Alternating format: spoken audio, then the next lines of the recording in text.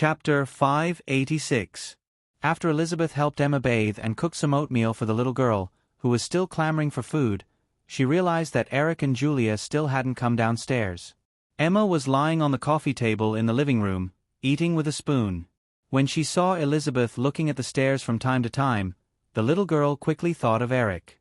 She raised a small face and asked, "Mommy, where's Daddy?" When Elizabeth heard Emma's words, she looked at the stairs again in a panic.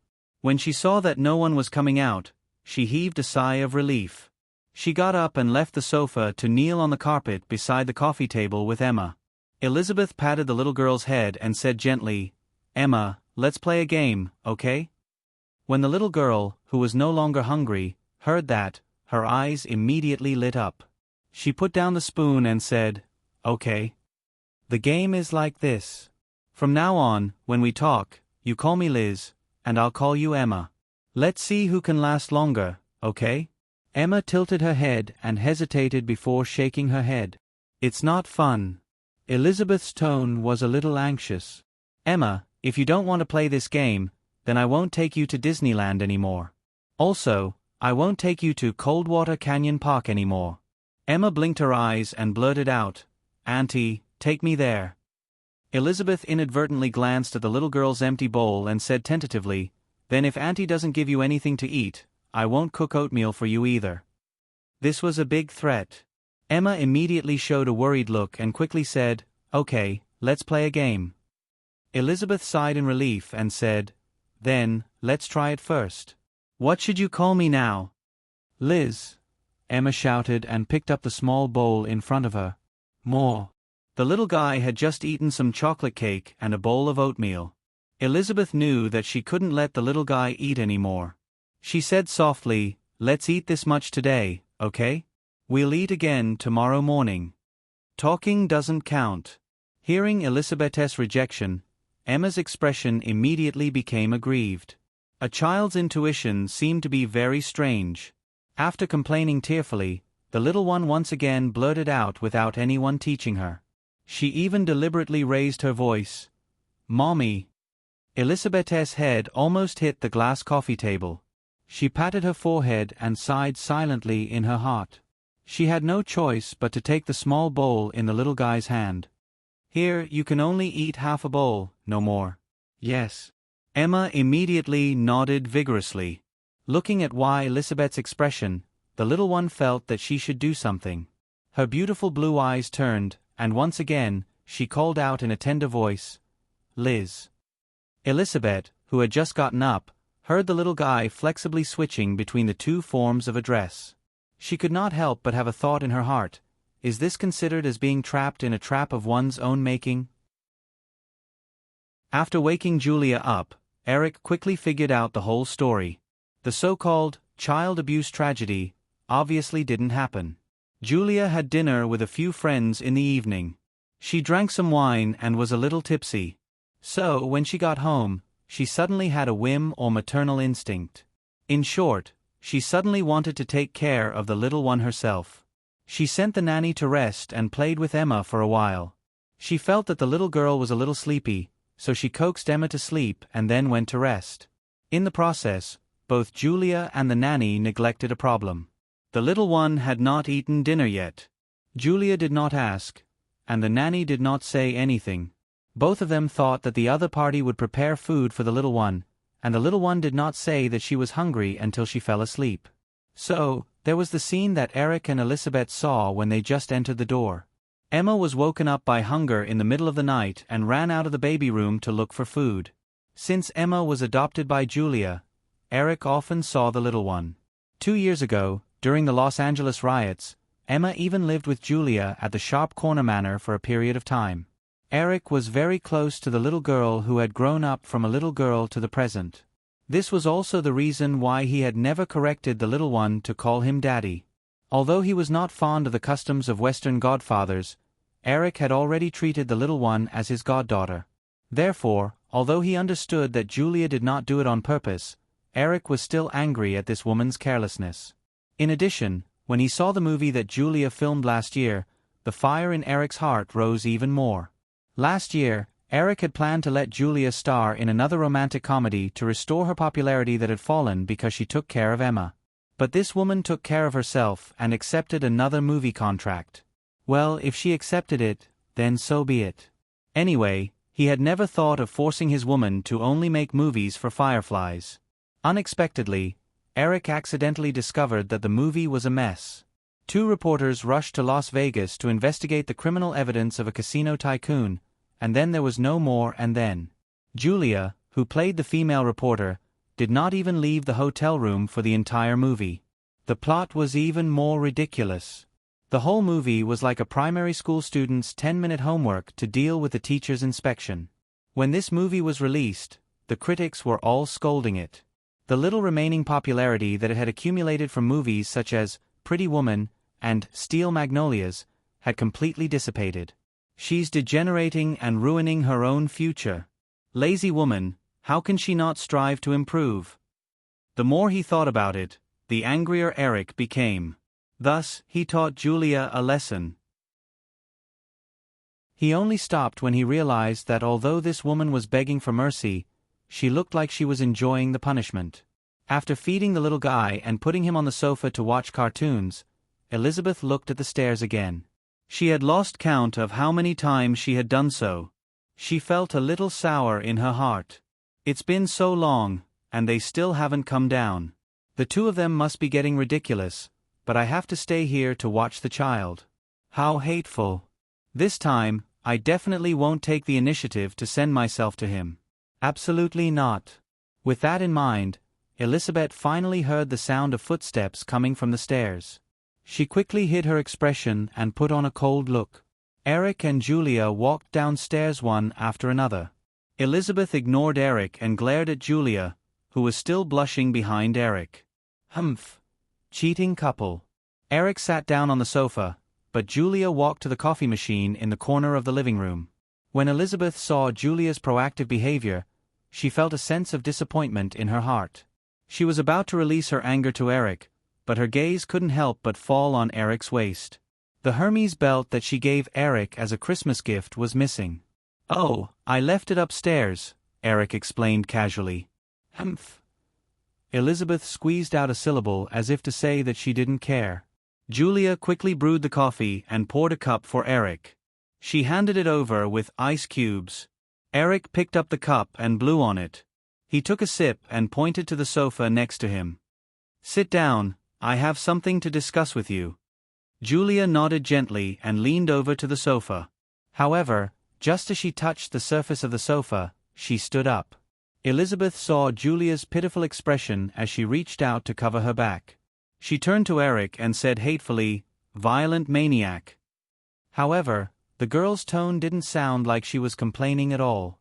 It was more like she was blaming Eric for not being violent. When Eric heard Elizabeth say this, he glanced at her with interest. Elizabeth immediately avoided Eric's gaze guiltily. She also realized that her tone wasn't fierce enough. Instead, it was more like, how is that possible? I'm not a masochist. Absolutely, yes, no, I'm not. In order to prove that she wasn't guilty, Elizabeth thought for a while and quickly turned her head. However, she found that Eric had already turned to Julia, who was sitting crookedly on the sofa. How much money do you have now? Eric looked at Julia and asked. Julia shook her head and hesitated for a moment before saying, probably, maybe 30 million. Eric was a little helpless. This woman doesn't even know how much money she has. Contact your accountant tomorrow to calculate. Leave behind $100,000 for living expenses. Leave the rest to me. Julia, don't give it to him. This is robbery. Elizabeth was immediately dissatisfied. Julia nodded obediently as if she didn't hear Elizabeth's words. I understand.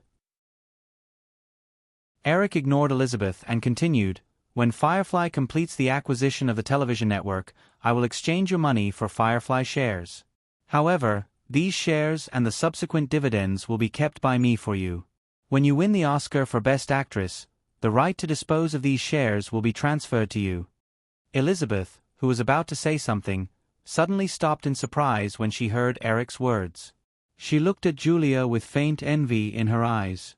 After Firefly Pictures announced its annual financial report, countless investment institutions wanted to invest in Firefly. They were even willing to offer several times the premium, but they were all firmly rejected by Eric. Even in this acquisition of the television network, Eric did not intend to share too much of his shares. However, this time, he took the initiative to exchange Julia's cash for Firefly shares. Although this amount of money was insignificant to the future merger of Firefly, it was enough to show that Eric completely treated Julia as his woman. Although Julia had a certain syndrome by accident, there was no problem with her IQ. She also realized the purpose of Eric's actions. If it were any other time, Julia might have been a little worried that Eric would completely tie her to him. However, after being taught a lesson by Eric, Julia did not have any thoughts of resistance in her heart. Instead, her mind was filled with obedience and dependence. At this time, Julia would probably not hesitate for too long if Eric ordered her to jump off a nearby cliff.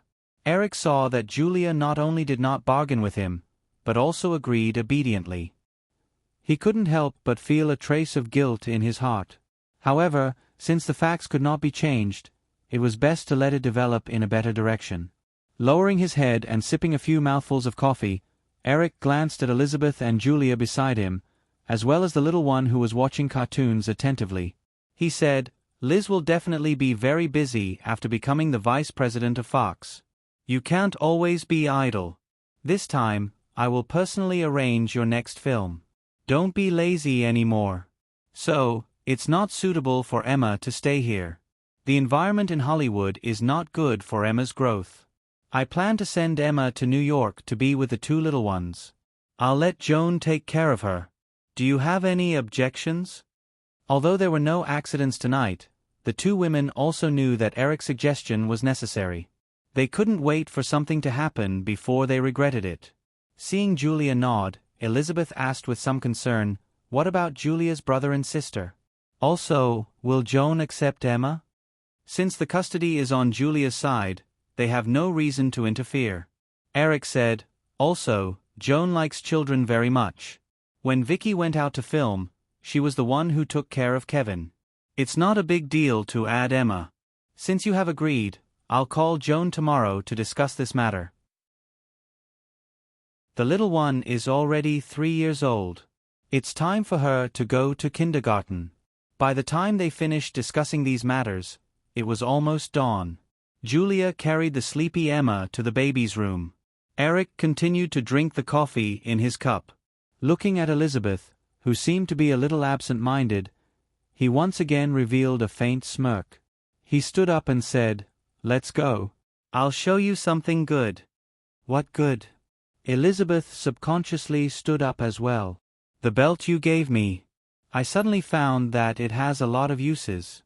Let's study it again. You can be my assistant." Elizabeth was stunned for half a second before she reacted. She felt Eric holding her hand and leading her to the stairs. For some reason, her body trembled slightly. She weakly followed Eric upstairs, but her mouth kept resisting. I don't want to. You let go." The February morning in Los Angeles was still a little chilly, but Eric enjoyed the feeling of sitting in the mansion's courtyard at the top of Beverly Hills. Whether it was downtown Los Angeles in the south or the valley in the north, it was shrouded in a thin layer of fog, but Eric could feel the faint warmth of the rising sun. Elizabeth and Julia had specially placed a few sets of viewing seats in the courtyard of the mountaintop mansion. Eric was sitting at a round table with an IBM laptop on the table. Beside him was today's Los Angeles Times. Although it was only 8 o'clock in Los Angeles, it was already 11 o'clock in New York. Eric had just talked to Katzenberg over the phone about the negotiation process with ABC in the morning. Although the media all over the world was paying attention to this matter, and Eric's newspaper had a large number of articles reporting on the movements of both sides, contacting the parties involved in the negotiation would undoubtedly allow him to obtain more accurate first-hand information. Moreover, there were some problems with the negotiation in New York this morning. Chapter 587. Elizabeth and Julia walked out of the villa with breakfast together and came to the round table, just in time to see Eric frowning slightly. Putting a breakfast in Eric's hand, Elizabeth asked softly, "What's wrong?" Eric pressed the newspaper under the laptop to make room, took a sip of warm milk, and said, "There's a small situation in the acquisition negotiations in New York." She knew that she shouldn't continue to ask about the acquisition negotiations of ABC television network. Although Elizabeth didn't have any other thoughts in her mind, even if she knew something from Eric, she would never talk about it. But she knew very well that her old man wanted Eric's plan to acquire the other 3 television networks to fail. This way, the Firefly television department was very likely to continue to cooperate with Fox, so Elizabeth felt that it was necessary to avoid arousing suspicion. However, Julia didn't know Elizabeth's thoughts, and she didn't have such scruples. She sat down next to Eric and asked curiously, "What happened?" ABC is worried that Firefly's debt will be too high after the acquisition, which will increase the company's burden. They asked Firefly to reduce the proportion of bonds issued and raise acquisition funds by going public. Elizabeth, who was listening quietly, raised her eyebrows slightly. Although she didn't know the details of Firefly's acquisition plan, she also knew that if Firefly successfully completed the acquisition of ABC television network, its market value would easily exceed US $30 billion, but its long-term debt might only be about $10 billion. After conversion, the debt ratio was only 30%. Such a debt ratio was not high for any large company, and it could even have a very good tax avoidance effect. ABC's request was definitely not out of concern about Firefly's debt burden, but more likely to weaken Eric's control over Firefly as much as possible after the merger. Although Elizabeth immediately understood ABC's intentions, Julia obviously didn't understand some of the financial terms Eric said. However, Julia also easily found her interest and asked, "How much debt will you owe after you acquire ABC?" "Plus the previous debt accumulation, about $10 billion US. Julia smacked her lips in surprise and said, "So much if that's the case. I also think going public is better." Eric smiled and shook his head, not saying anything. Elizabeth said, "Julia, it's not like that. After the acquisition, according to the market value of the new Firefly that may exceed $30 billion US in the future, $10 billion US is only equivalent to 30% of the debt. Many large companies have debt ratios much higher than 30%.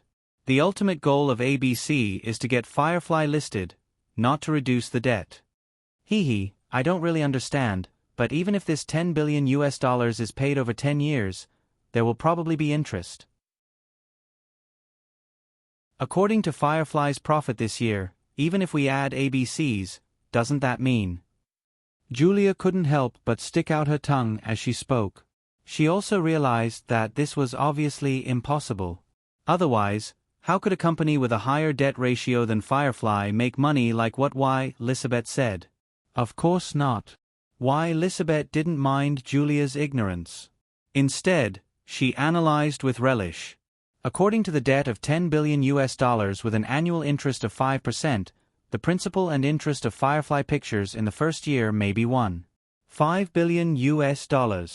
Of course, as the debt ratio decreases, this number will become smaller and smaller.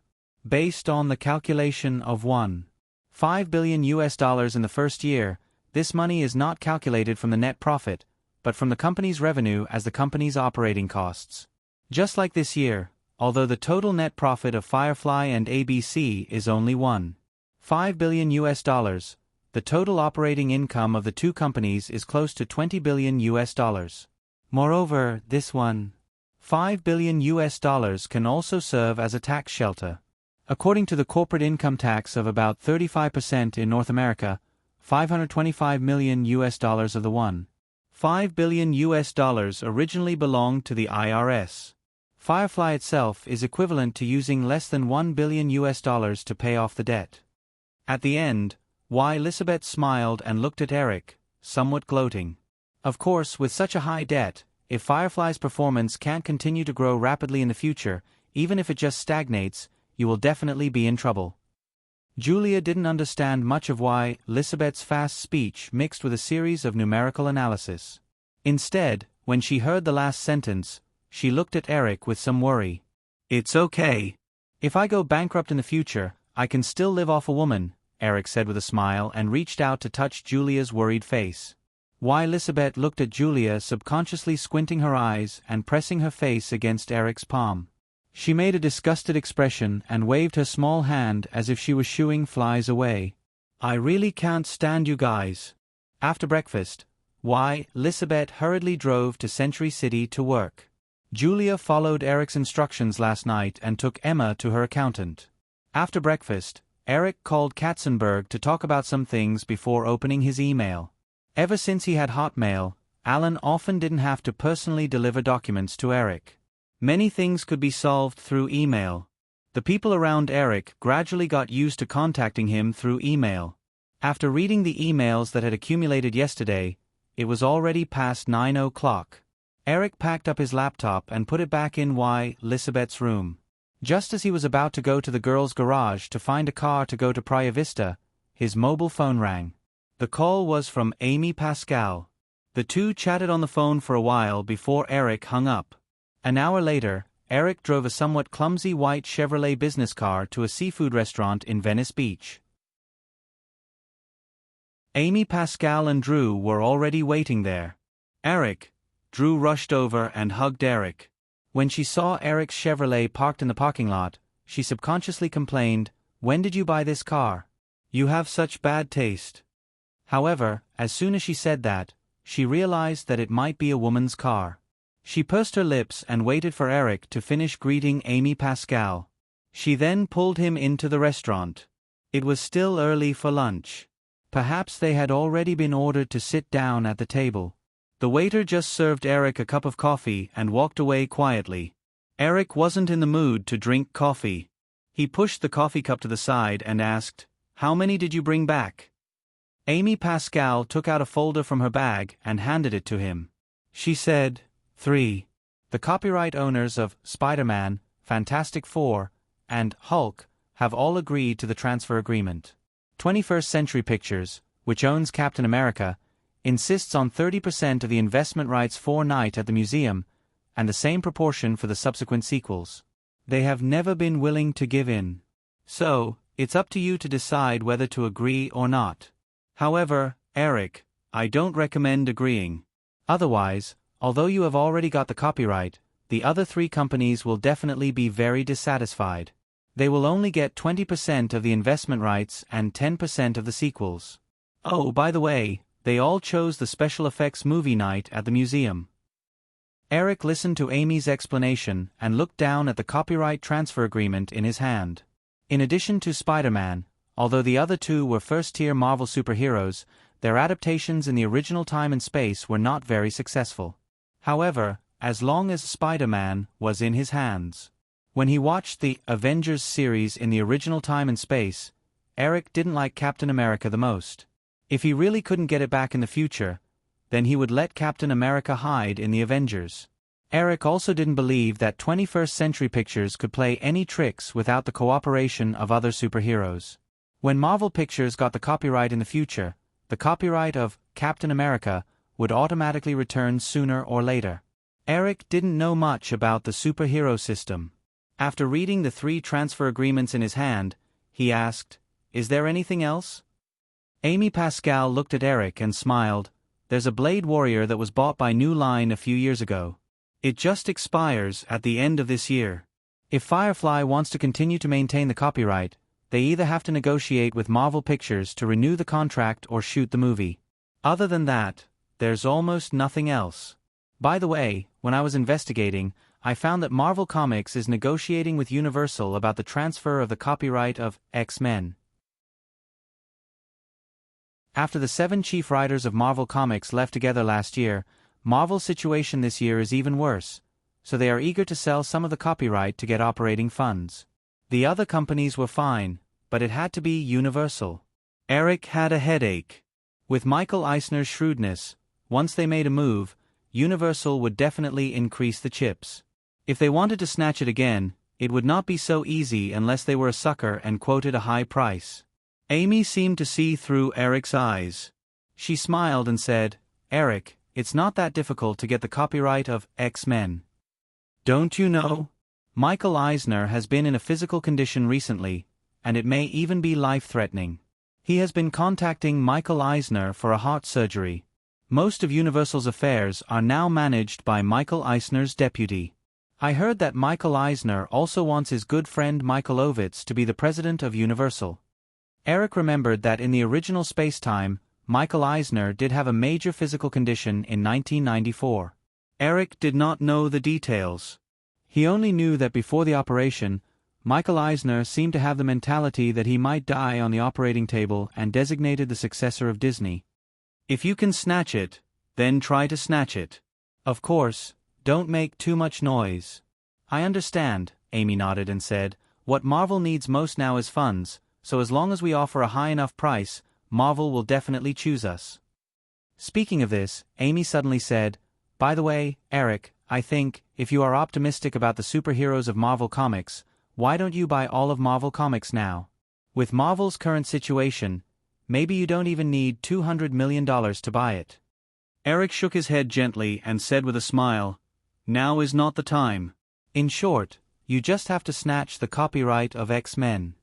Amy Pascal did not understand what Eric meant, but she did not ask much. She nodded and said, then, since we already have Spider-Man, Fantastic Four, and Hulk, when do you plan to start these projects? Save it first, Eric said. Wait for the special effects technology to develop for a few more years. If I make it now, it will definitely not achieve the effect I want. Even if it achieves it, the production cost is estimated to be sky high. Amy nodded.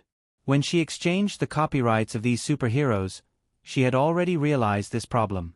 Compared to DC's Superman and Batman, Marvel's superheroes' abilities were definitely cheating. Therefore, it was definitely much more difficult to show these superpowers one by one in a movie than DC's superheroes. Now was indeed not the time to develop a superhero movie. After discussing this matter, Amy discussed the official purpose of calling Eric. Kevin Costner and his agent will come over at 12:00 sharp. Eric, take a look at this script first. Amy said as she took out a script from her bag and handed it to Eric. Eric just glanced at the title of the script and his eyes narrowed slightly. The inertia of history is really super powerful. A few words were written conspicuously on the first page of the script, Future Waterworld. The culprit behind the decline of Kevin Costner's career. After the disastrous failure of Future Waterworld, Kevin Costner, who was originally on par with Tom Cruise and Mel Gibson, could not recover from the setback.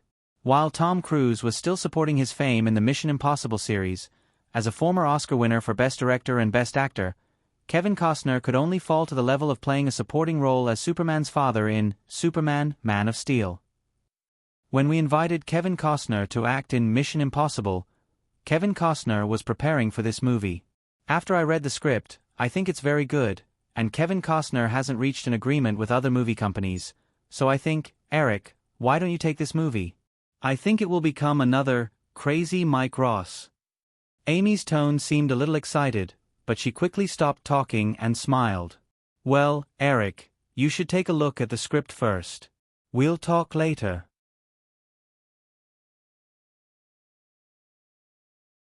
Chapter 588.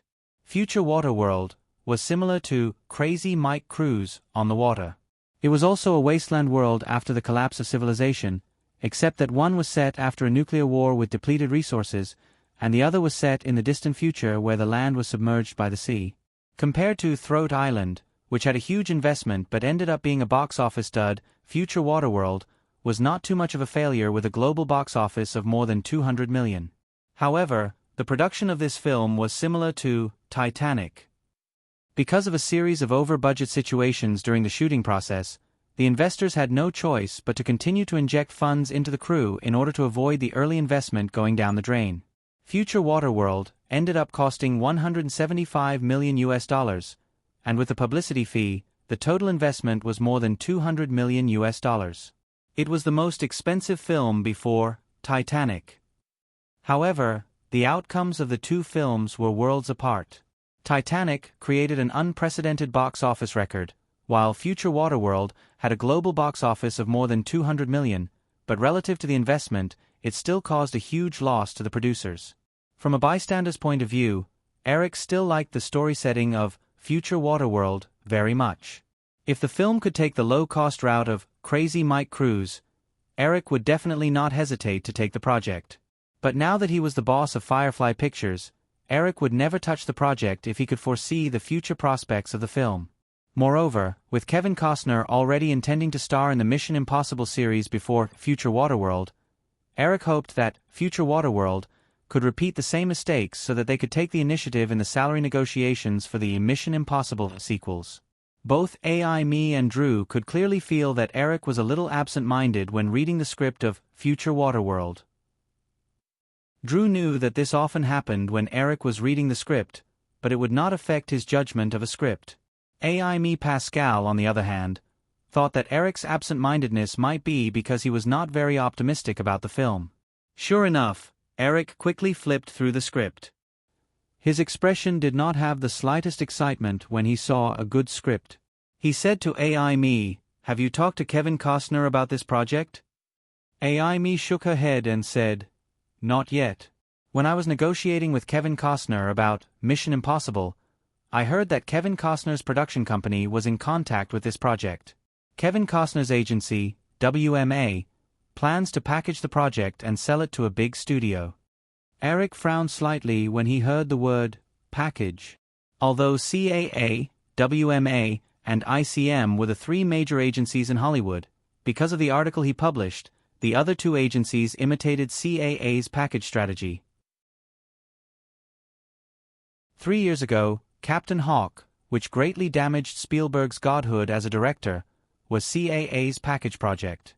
When Eric first entered Hollywood a few years ago, he only fell from his memory that the agency's package strategy made the power of the agents too inflated, and at the same time, it made the star salaries and film production costs higher and higher. As he spent more time in Hollywood, Eric also had a deeper understanding of the agency's package strategy. The harm caused by the agency's package strategy to the film company was far more than that. The main creative staff of the package project film crew were recommended by the agency. Although they could be flexible, there was often not much room for choice.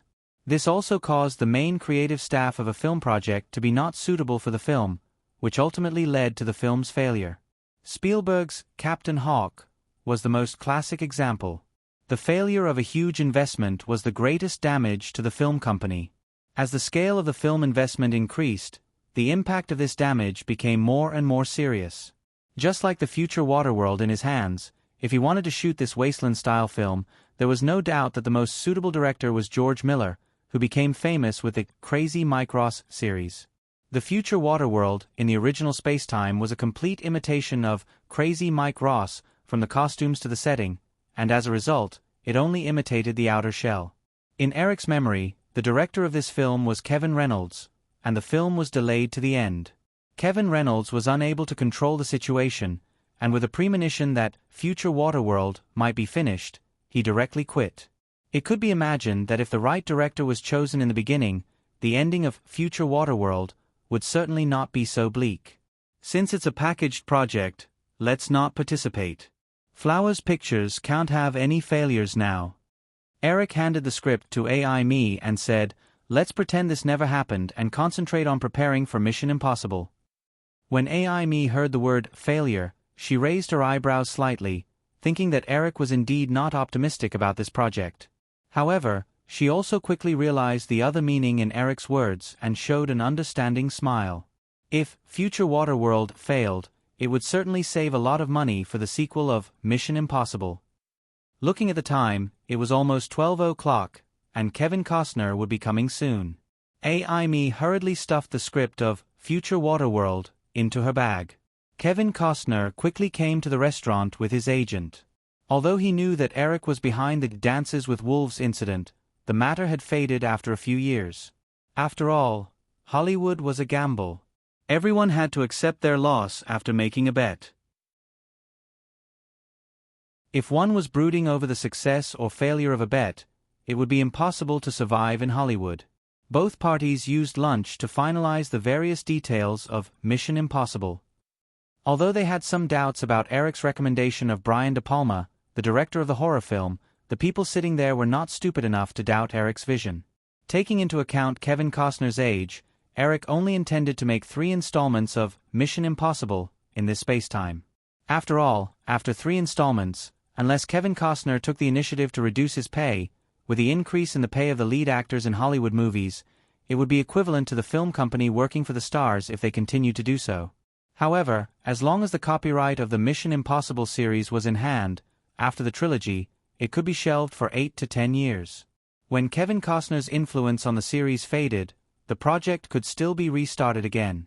At the same time, they could also play the sentimental card or something. Because Kevin Costner was anxious to start the production of Future Waterworld, his schedule was very tight. After finalizing a series of main creators, Mission Impossible quickly entered the production stage, and Columbia also confirmed that the Mission Impossible series would be released at the end of the year. After making arrangements for Mission Impossible, Eric focused most of his energy on a series of movies that were about to be produced and entered the post-production stage while paying attention to the acquisition negotiations of ABC. Among the 3 movies in the summer, The Lion King had been completed, and the other 2 movies, Catherine Bigelow's Saving Private Ryan and Cameron's True Lies, were in the final editing stage. Eric was very confident in Cameron, so he did not interfere too much with True Lies. Before Saving Private Ryan wrapped up, Eric had already seen a lot of Catherine's footage and was very satisfied. The most important part was that the landing of Normandy, supported by the top special effects technology in the digital field, was even more shocking than the original version.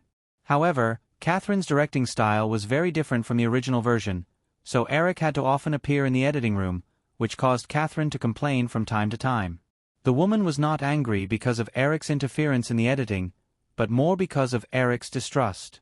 Occasionally, there would be some small resentment in her tone that she did not realize. These were all the movies that were about to be released by Firefly. Eric also had to pay attention to the preparations for Jurassic Park 2 and Day of Independence. These 2 movies were expected to start shooting in the second half of the year. Because Eric did not plan to continue directing the Jurassic Park series, it took a lot of effort to choose a director. In addition to Firefly's own movies, Men in Black, which was a collaboration with Columbia, was also in the final stage and was scheduled for the summer vacation.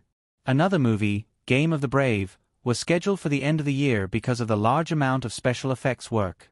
DreamWorks' Breakin' Doll was almost done with its final production. DreamWorks planned to start 3 movies this year, so that they could complete the plan of 10 movies in 3 years.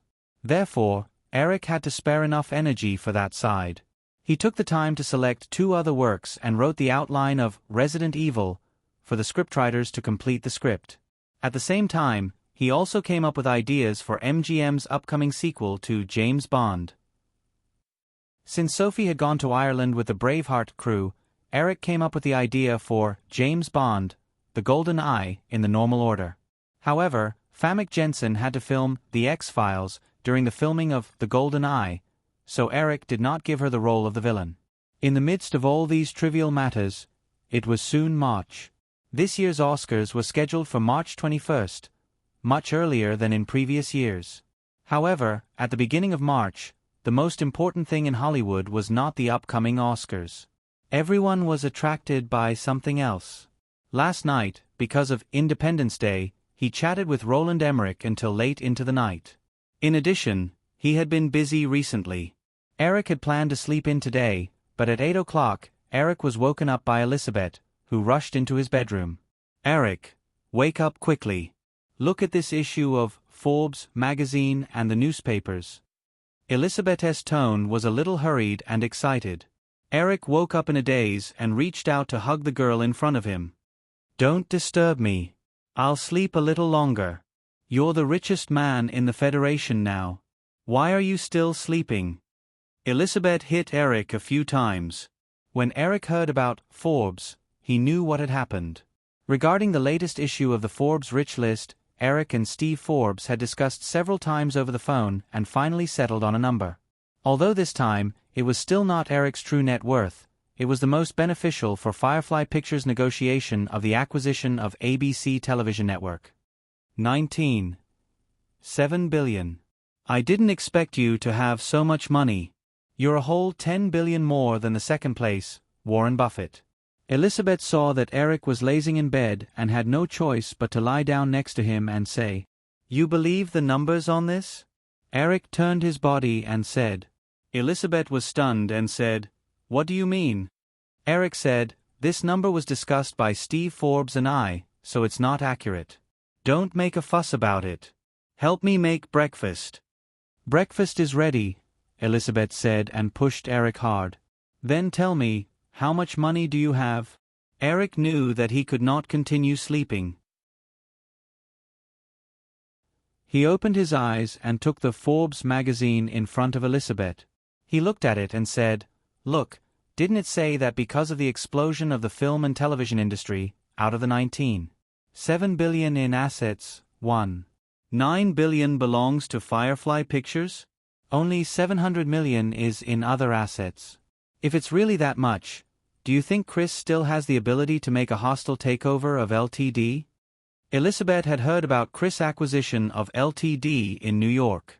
If Firefly Investments were to attract funds from the public, it would definitely have to set up an independent board of directors to supervise it. According to federal law, investment companies had to be regulated even if they were not listed. However, Firefly Investments had never done so. This meant that most of the money in Firefly Investments should be Eric's. Chris had offered more than $2 billion in New York to acquire LTD. Even if this was a leveraged buyout, without enough funds, Chris would definitely not dare to do this. Hearing Eric's words, Elizabeth was interested. She asked with great interest, Then tell me, how much money do you have? Eric usually preferred to keep a low profile, but as a man, he also wanted to show off his strength to the women around him. When he heard Elizabeth's question, Eric said, Let's not talk about whether the valuation of Firefly Pictures is accurate or not. Anyway, I personally think that Firefly Pictures is definitely worth more than $20 billion. As for Firefly Investments, I now indirectly hold shares through several private funds. I hold about 23% of Cisco's shares. You should know Cisco, right? Elizabeth nodded in surprise. With Cisco's current market value, 23% of the shares were worth about $3 billion. In addition, there's Yahoo, Hotmail, and IE, Eric continued. These three companies have attracted a lot of attention. The most recent offer was $500 million.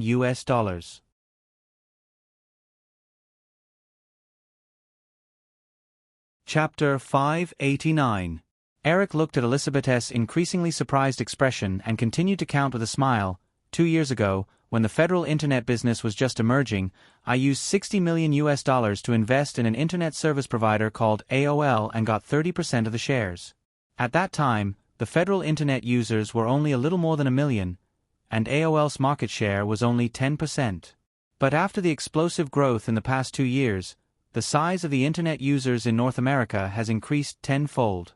In the recent business report of AOL, its internet service market share has risen to about 20%, and the valuation given by Wall Street is $1.8 billion. Elizabeth mentally calculated the results of Eric's $60 million investment and finally felt that she had found a flaw. She interrupted him and said, That's impossible. A 900% return on investment in 2 years. Do you think I'll believe it? Haven't you noticed yet? Eric pinched Elizabeth's unconvinced face and said, A new high-tech industry is rapidly rising. Just like operating system software and personal computers in the 1980s created a large number of billionaires such as Bill Gates and Steve Jobs, the rise of the internet industry in the next few years will once again create a large number of corporate giants and billionaires. In this period of industrial explosion, a 900% return on investment in 2 years is not surprising at all. At this point, Eric suddenly remembered the classic line in Big Shot. He unconsciously smiled and said, Moreover, I feel that the potential of the information industry is far from fully exploding.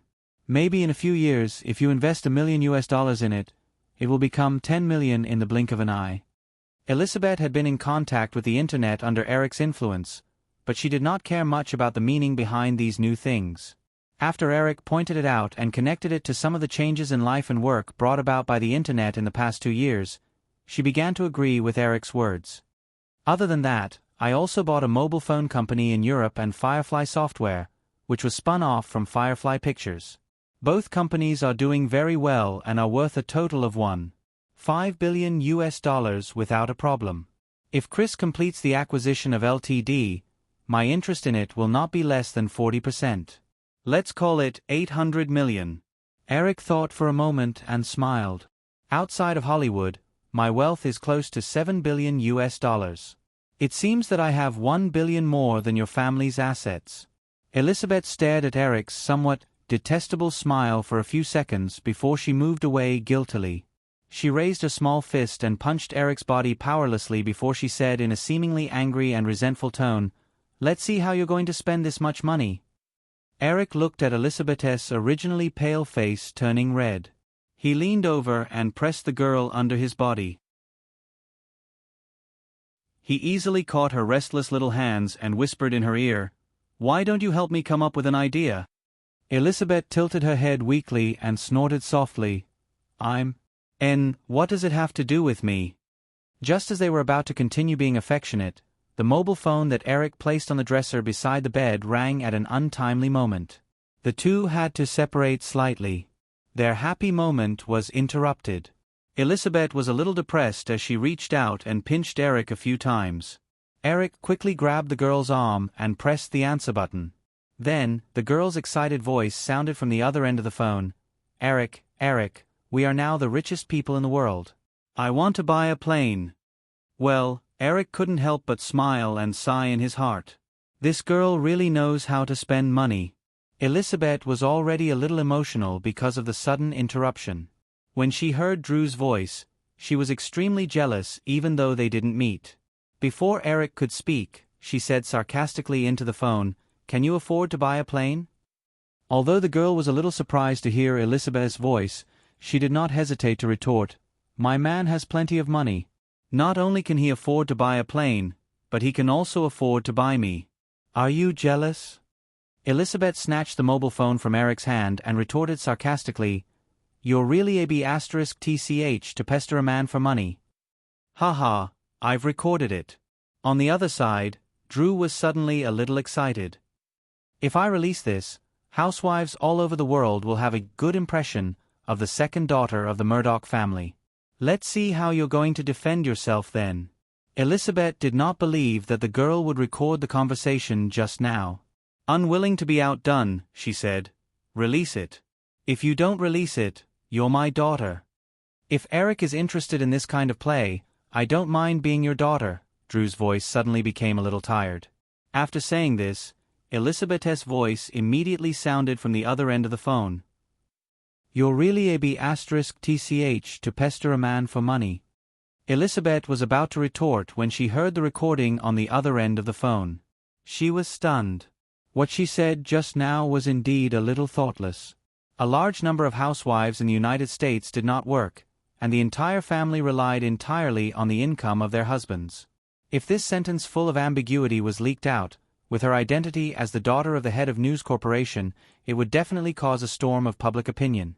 Thinking about it, Elizabeth inexplicably felt wronged. She threw the mobile phone at Eric and threw herself on the bed. She even pulled a pillow over her head and whimpered in a low voice. Eric leaned over and patted Elizabeth a little helplessly. He picked up the phone and said to the girl, "Stop fooling around, hurry up and delete the recording." The girl on the other end of the phone immediately stopped being aggressive and said with a smile, "I've already deleted it. I was just scaring her. She's so stupid." "Eric, what do you think of the Boeing 777? It's the latest wide-body plane from Boeing.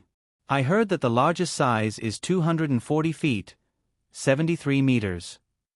It's similar to the office loft in the digital field. If we place an order now, we can get the first batch next year."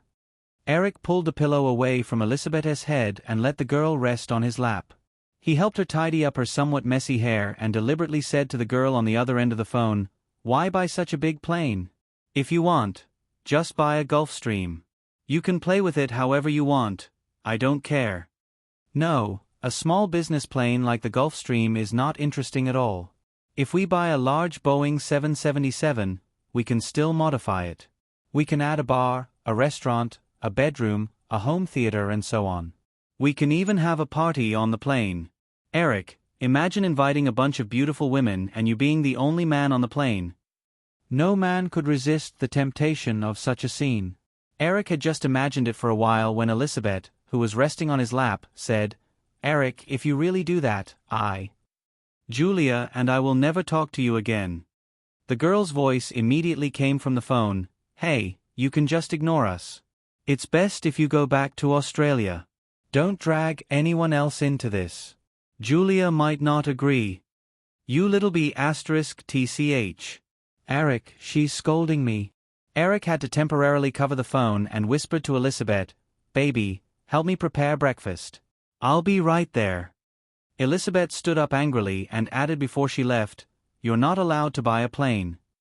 Eric quickly nodded, "Okay, I promise I won't buy one." It was very common for Western tycoons to own private planes. Even if Eric didn't buy one now, it was impossible for him not to buy one in the future. Therefore, although she knew that the possibility of this promise being fulfilled was not high, Elizabeth was still very satisfied with Eric's attitude and left the bedroom. After Elizabeth left, Eric said to the girl, "I definitely can't buy a big plane for the time being. It's not like you don't know how much it costs to buy ABC television network. Wait for my companies to go public in 2 years, then I'll consider this matter again." As if she felt that Elizabeth had left, the girl became very easy to talk to. She did not have the slightest intention of refuting Eric. She said, "Okay, Eric, today Amy and I are going to view the scenes for Mission Impossible. Do you want to come?" "I'm not going. Amy is a very experienced manager and producer. You should learn from her." "Okay." After chatting with the girl for a long time, Eric hung up the phone. However, before he could put down the mobile phone, it rang again.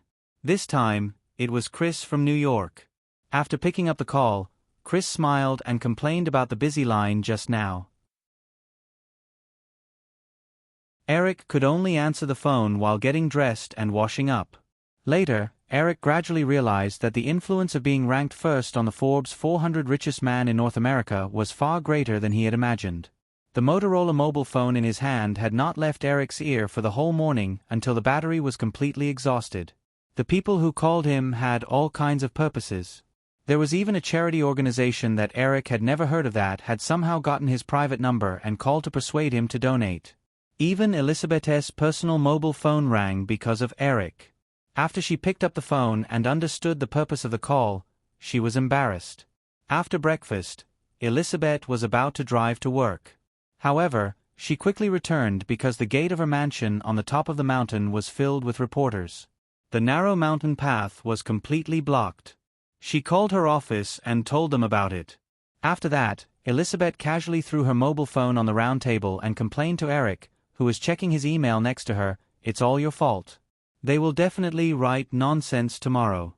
Fortunately, Julia recently went to New York. Otherwise, how am I going to face people? Eric checked his email inbox that was already full of emails and deleted an interview invitation. He chuckled and said, "Don't worry. I'm now the richest man in the Federation. Even if they know that I'm here, they won't dare to write nonsense without taking photos. Fighting a lawsuit against a celebrity will increase the reputation of the newspaper, but fighting a lawsuit against a billionaire will bankrupt the newspaper. With my current status, I'm obviously leaning towards the latter." Murdoch started out as a tabloid. Under his influence, Elizabeth was naturally aware of the rules. Although tabloids often dug up the privacy of celebrities by any means possible, they were also very clear about the people they should provoke and the people they shouldn't. Moreover, they were both unmarried. Even if they took photos of the two of them, the headlines given by these newspapers were often titles like "North America's Richest Man's Relationship Exposed." At most, they would comment on their family background. Thinking of this, Elizabeth was a little excited. It seemed that it was not a bad idea to publicize this matter. Anyway, because she had to accompany Emma to adapt to life in New York, Julia was not in Los Angeles recently. The media could not take photos of the three of them. However, she quickly remembered that Eric had once fled when he heard the word marriage. She was a little disappointed and glared at Eric. Eric looked up and saw the girl's expression. He asked, "What's wrong?" Elizabeth turned her head. "No, angry." "Haha." Eric thought Elizabeth was angry because she could not go to work. He laughed and said, "Have you forgotten? We are rich people. We don't have to drive to work."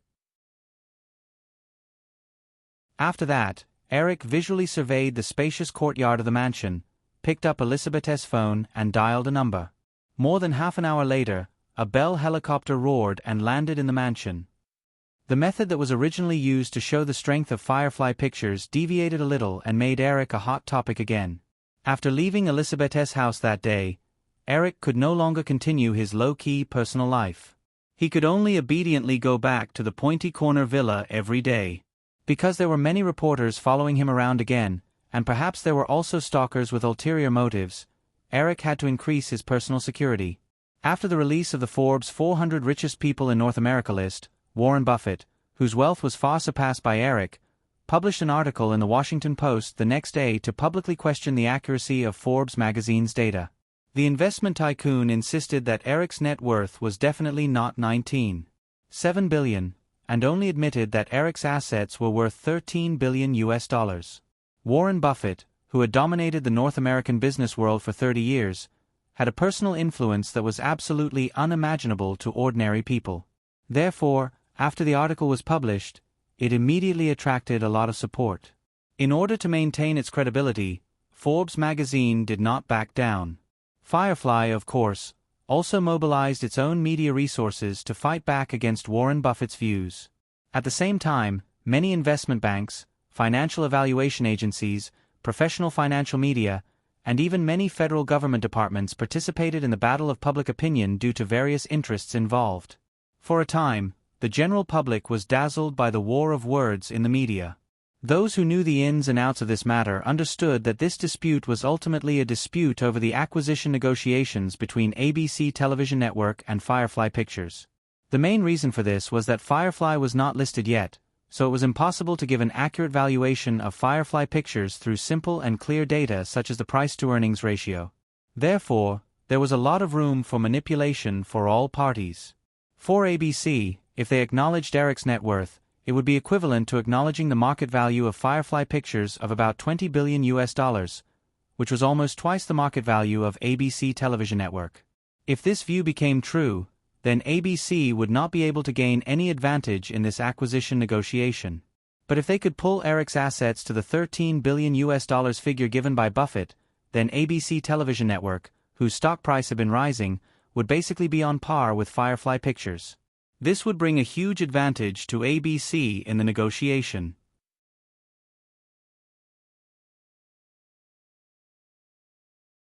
Chapter 590. While the Forbes World's Billionaires list was controversial, after more than 2 months of intense gaming, Chris successfully acquired Ltd for $2.4 billion. Leslie Wexney, Ltd's first shareholder, was kicked out. On the day of the signing of the contract, Ltd announced its merger with Brighton Fashion Company. Relying on a series of complex financial operations, Chris only used less than $1 billion from beginning to end. In addition to the $600 million invested by Firefly, the other $400 million was debt financing through Brighton Fashion Company. After the completion of the acquisition and subsequent merger, Firefly Investment and Brighton Fashion Company held 62% of Ltd's shares, achieving complete control of the company. According to Wall Street rules, this is just the beginning. Chris explained the entire acquisition process to Eric in detail over the phone. He then said, "As long as we streamline and reorganize the company's departments, greatly improve the company's performance in the short term, and push up the stock price, then we can split up the business under Ltd and sell it. We'll have enough money to pay off the debt. This way, we can fully realize the acquisition cycle of an investment company." Unfortunately, before Chris could sigh, Emily's voice faintly came from the phone. "Chris, what are you feeling sorry for? We bought Ltd to run it, not to turn it into a personal toy for greedy and evil Wall Street thieves. Emily, I worked more than 12 hours a day for 2 consecutive months and just bought Ltd for you. Is this how you evaluate me?" Amidst the chuckles, Emily's voice sounded again, and it was getting louder and louder. "But this is the truth." Then, the phone was probably snatched by Emily. Her voice revealed an uncontrollable excitement. "Hi, Eric." Although it was not yet time to get off work in Los Angeles, it was probably already night in New York. Eric held his mobile phone and walked through the cement corridor of the park from the Firefly Post-Production Center. He pushed open the door and walked into the administrative building. He greeted an executive with his eyes and continued to speak into the phone. "Hi, Emily, are you having a party?"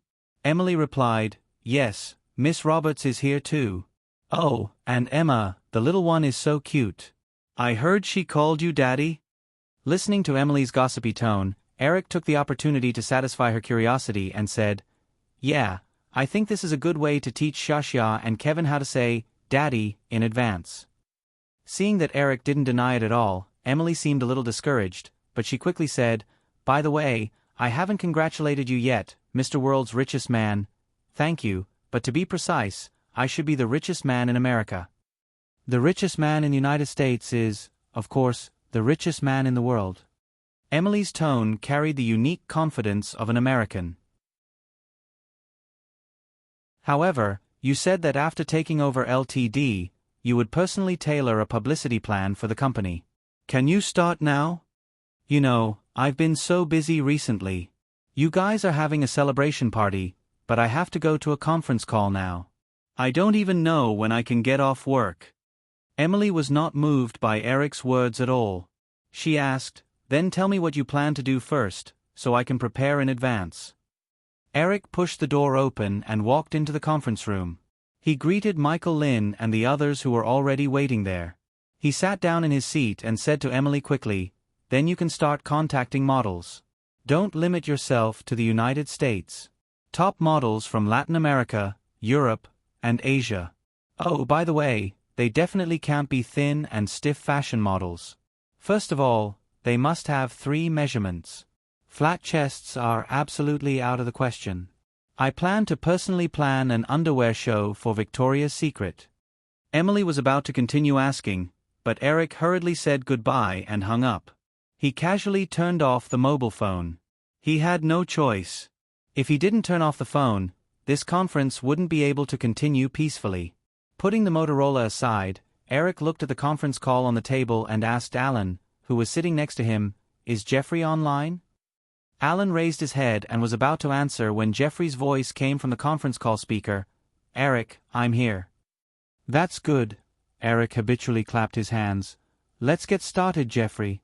Tell everyone what happened this afternoon." Katzenberg paused for a moment on the phone as if he was sorting out his thoughts.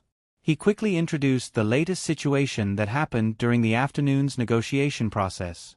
During the afternoon's negotiation process, the representative of ABC television network suddenly stopped using the seesaw tactics as before. Their attitude during the negotiation process also became tough, and for the first time, they clearly proposed a deal that ABC could accept. ABC management offered a price of $71.4 per share, of which $23.8 would be converted into a total of about 30% of Firefly Pictures shares, and $47.6 would be paid in cash. In addition, ABC management also asked that the 14.7 million ABC television network shares in our hands could only be converted into non-voting preferred shares. After making this condition, the representative of ABC said that until we give a final reply, they will not start negotiations again. I personally think that ABC management must be under pressure from shareholders again. They want to complete this merger and acquisition transaction as soon as possible. This situation should be related to the recent media situation. It can be said that the media public relations strategy we set at the beginning has worked. As soon as Katzenberg finished speaking, Alan, who was sitting next to Eric, handed a draft paper full of calculation results to Eric. The total share capital of ABC Television Network was about 210 million shares. According to the price per share proposed by ABC, the final transaction amount was $15 billion. $23.8 was equivalent to 30% of the price per share. That was to say, ABC wanted to exchange 30% of its shares for 30% of Firefly Pictures shares and $10 billion in cash. Before the public acquisition was issued, Firefly had already obtained 7% of ABC Television Network shares, which was the 14.7 million shares mentioned by Katzenberg. These shares could not be ignored in the merger process. Although even if this deal was reached, ABC shareholders would never be able to get enough say in Firefly. ABC's strategy of asking for these shares to be converted into non-voting preferred shares was still to weaken Eric's control. Eric quickly read the data handed to him by Alan and then handed the draft paper to Jeffrey on his right. Several people in the conference room quickly read it. After everyone finished reading the data analysis, Michael Lind said, "This plan should be drawn up by Warren Buffett." Although ABC has made a big concession in the share exchange, ABC and Firefly are estimated to be equal. Both of us are $15 billion, which coincides with Buffett's recent media comments. Frank Wales said, "If we can be sure that ABC's management is indeed under pressure from other shareholders besides Buffett, maybe we can have enough initiative." There was some strange sound coming from the conference phone. Katzenberg seemed to be talking to someone in a low voice. After a while, he said, "This matter should be confirmed. David West, the president of the State Street Global Fund, just called and invited me to dinner. The State Street Global Fund owns 3.9% of ABC Television Network's shares." When the other three people in the conference room heard Katzenberg's words, they all looked at Eric with excitement. Obviously, although the debate about Eric's personal assets had not stopped in recent days, no one could deny the fact that Eric had created the miracle of Firefly Pictures in just 6 years. As the media dug deeper and deeper into the information related to Firefly Pictures, the other shareholders of ABC Television Network could no longer sit still in the face of the rapid growth of Firefly Pictures' strength and scale. They wanted to join the Firefly Pictures camp as soon as possible. The invitation from the president of the State Street Global Fund was a hint that could not be more obvious. Everyone could imagine that if Katzenberg went to the banquet, what awaited him would definitely not be the president of the State Street Global Fund alone, but perhaps other shareholders of ABC Television Network. Jeffrey looked at Eric, who was thinking silently. After waiting for a while, he finally couldn't help but say, "Eric, if we can avoid Warren Buffett and Tom Murphy, get the shares in the hands of other shareholders, and even get the controlling shares, then we will have enough strength to promote the cooperation between ABC and Firefly alone." Eric shook his head and said, "It's definitely not possible to avoid Buffett.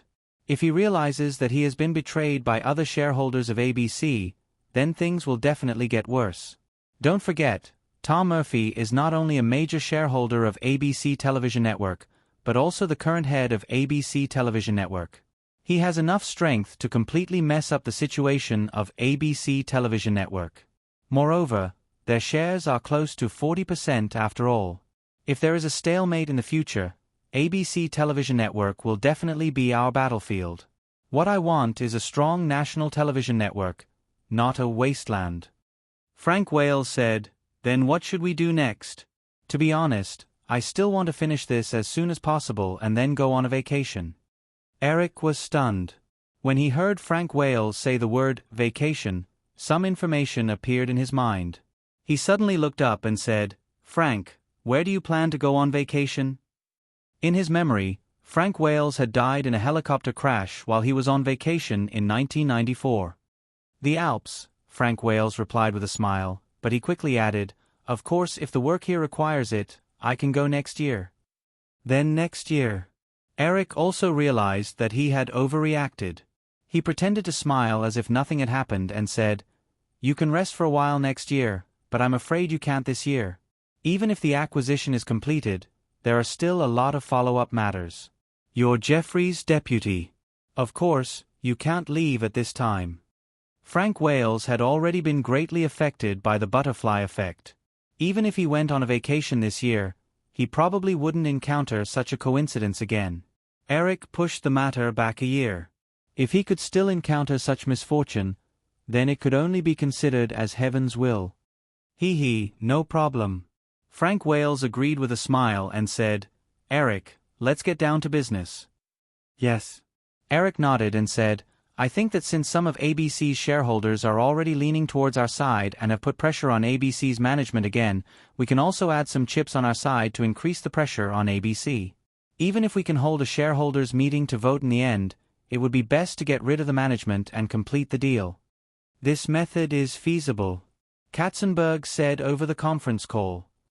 If we release the news that the acquisition negotiations between ABC and Firefly are falling apart next year, then the initiative will definitely return to our side.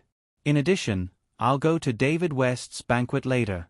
I can also invite them to publicly speak out in the media to facilitate this deal.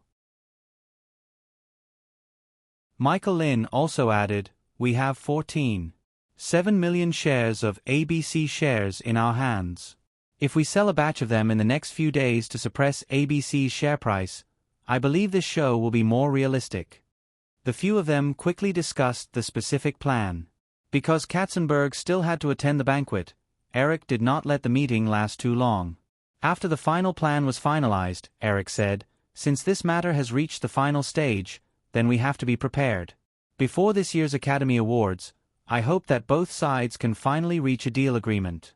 Therefore, it can be said that this operation is not a show.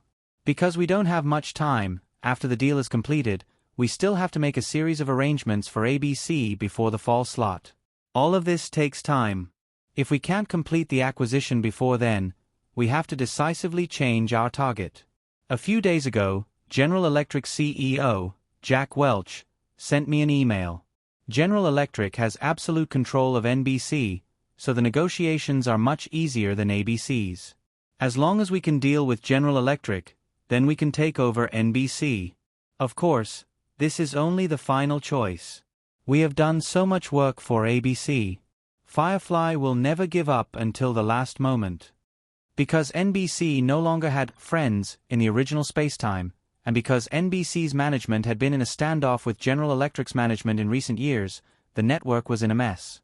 General Electric also had plans to make a move. Therefore, if they wanted to acquire NBC, it would be much easier than ABC.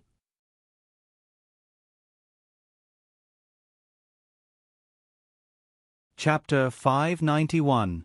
In Omaha, the capital of Nebraska, in a typical middle-class house on Farnham Street in the city center, Warren Buffett hung up a call from New York. He stood by the window of the studio on the second floor and looked out of the window with a hint of annoyance between his eyebrows. Today was Saturday. Although he didn't go to work at Hathaway, Warren Buffett still maintained his working state. On the side of the road outside the window, a conspicuous Cadillac stopped. A family of 4 dressed decently got out of the car, pointed at Buffett's house, and then excitedly took pictures of each other. Buffett used to feel a little proud when he saw this. He even joked proudly to his friends that he might be one of the few living legends in the United States who had his picture taken in front of his house. But today, Buffett didn't feel the slightest bit of self-satisfaction. Thinking of what happened in the past few days, Buffett's eyebrows furrowed again. Ever since Firefly Pictures released their annual financial report in January, which was out of the ordinary, Buffett had predicted Firefly Pictures' intentions. According to the company's own situation, the time of year financial statistics varied. Some were at the end of the year, some were after the tax season, and some were in the autumn after the peak season. ABC usually released the financial information for the full fiscal year after the spring program, but in order to fight back, ABC deliberately released its own performance information in 1993 in advance. However, although the media in ABC's camp did their best to exaggerate how rare ABC's 23% market share was and repeatedly emphasized the uncertainty of the film company's profits and that Firefly's huge profit of $1.19 billion was full of luck, ordinary people and even most shareholders only saw the superficial fact that Firefly's annual profit was more than twice that of ABC. In order to attract attention, many media outlets added fuel to the fire and touted the status of Firefly Pictures higher and higher. Ever since Firefly Pictures revealed that they were going to enter the TV industry, Buffett had never stopped studying Firefly Pictures. He found that in the first few years when Eric made a name for himself with Kids in Charge, he relied on some unconventional comedies or horror films to make huge profits from the box office market in a short period of time. Although these miraculous box office movies proved that the young man had an excellent vision in film production, it was impossible for these low-budget movies to be successful all the time, especially after other studios increased their investment in similar movies. If Firefly Pictures did not yield to the big studios, their competitive advantage would become smaller and smaller. Perhaps, Like many independent film production companies that flashed away like shooting stars, this miraculous film production company might also fall quickly. But things didn't develop on this track. Since 3 years ago, Firefly Pictures had abandoned the idea of making movies with a small budget. They relied on Pixar Animation Studio and Digital Domain Special Effects Company to open up two very stable profit routes: 3D animation movies and special effects movies. The success of big-budget movies such as Terminator 2, Tornado, and Toy Story laid the foundation of Firefly Pictures in Hollywood time and time again. Firefly Pictures eventually swallowed up Disney, an established film company, and became one of the 7 major film companies in Hollywood. Buffett highly advocated a theory called bridge toll booth. In short, if you had a bridge channel from A to B, then you could use this bridge to make stable and generous profits. Buffett's investment decisions in the Washington Post, Coca-Cola, and ABC were all influenced by this bridge toll booth theory to a certain extent. In the process of studying Firefly Pictures, Buffett found that Firefly Pictures' Pixar Animation Studio and Digital Domain Special Effects Company had this kind of bridge toll booth effect. Eric Williams invested tens of millions of dollars in Toy Story and Terminator 2 before the release of Terminator 2. This was basically impossible for a major Hollywood film company, where most investment decisions were constrained by the board of directors and shareholders. Eric Williams' huge investment years in advance of other companies created the two unique toll bridges of Firefly Pictures. In the past 3 years, Firefly Pictures had been enjoying the huge dividends brought by this monopolistic toll bridge. Judging from the popularity of CG special effects films and 3D animation in the North American and even global markets, as long as Firefly Pictures could maintain the technical advantage of Pixar Animation Studio and Digital Domain, the toll bridge effect of the two subsidiaries would not fail for many years to come. On the other hand, although ABC made a high profit of $520 million last year, the network was still in crisis. Even 10 years ago, the U.S. television industry was still firmly dominated by the 3 major television networks: ABC, NBC, and CBS. At that time, even if the 3 major television networks were not doing well, they could easily get 30% of the market share. But since the rapid rise of national cable channels in the 1980s, the 3 major television networks were not doing well. In the late 1980s, Rupert Murdoch from Australia created the Fox Public Television Network and successfully established a foothold in North America, which once again shook the market position of the 3 major television networks. In this case, Buffett realized that the toll bridge effect of ABC was getting lower and lower. Therefore, after Firefly Pictures threw an olive branch to ABC, Buffett quickly became interested in this business. However, Firefly Pictures was far more difficult to deal with than he thought. Buffett had never thought of himself as a greedy person. Therefore, when he first met Eric, he gave him what he thought was a very generous offer. However, the young man rejected it without even thinking about it. Eric's proposed cash purchase made Buffett realize that Eric did not care much about the amount of money Firefly was willing to spend. He just wanted to pay as little as possible for Firefly shares as possible, and the formal negotiations that followed proved this point. Ever since Buffett felt that the ABC network's bridge tollbooth effect was failing, he had the idea of cashing out Berkshire Hathaway's ABC shares. Before Firefly Pictures proposed the acquisition, he had already sold some of his shares. But in the face of Firefly Pictures' insistence in the negotiations, Buffett, who also had a stubborn personality, did not make too many concessions, and the private contact ended in failure. But Buffett was a very rational person. Since he was optimistic about this business, Buffett would not give up easily. He also knew that Firefly would never change its acquisition target so easily. After Firefly Pictures publicly announced the acquisition, Buffett also pushed for the acquisition negotiations between the management of the two sides. Then, especially in the past week, Buffett found that this matter had begun to get out of control. The last time he felt this sense of loss was 4 years ago when Salomon Brothers was in crisis. Then Salomon, the king of Wall Street in the 1980s, declined in just a few years. Because Buffett took over the company while Salomon Brothers was under investigation, many people put the blame for Salomon's decline on him. While thinking about how to deal with the recent events, Buffett saw a black car drive into the house. His investment partner, Charlie Munger, who was also the vice president of Berkshire Hathaway, got out of the car. Charlie Munger looked up and saw the figure in front of the window, then waved at Buffett. When he came to Buffett's studio, Charlie Munger hugged Buffett and said, "The situation looks a little bad recently. I think I should come in person." Buffett let out a relaxed smile and ordered Ashtray Menks, who was actually his girlfriend, to prepare some cola for the two of them. He then passed some documents on the table that he had flipped through many times to Charlie Munger. "Take a look first." Charlie Munger had his own business. Although he was also a shareholder of Berkshire Hathaway, he did not pay as much attention to the progress of the ABC acquisition as Buffett.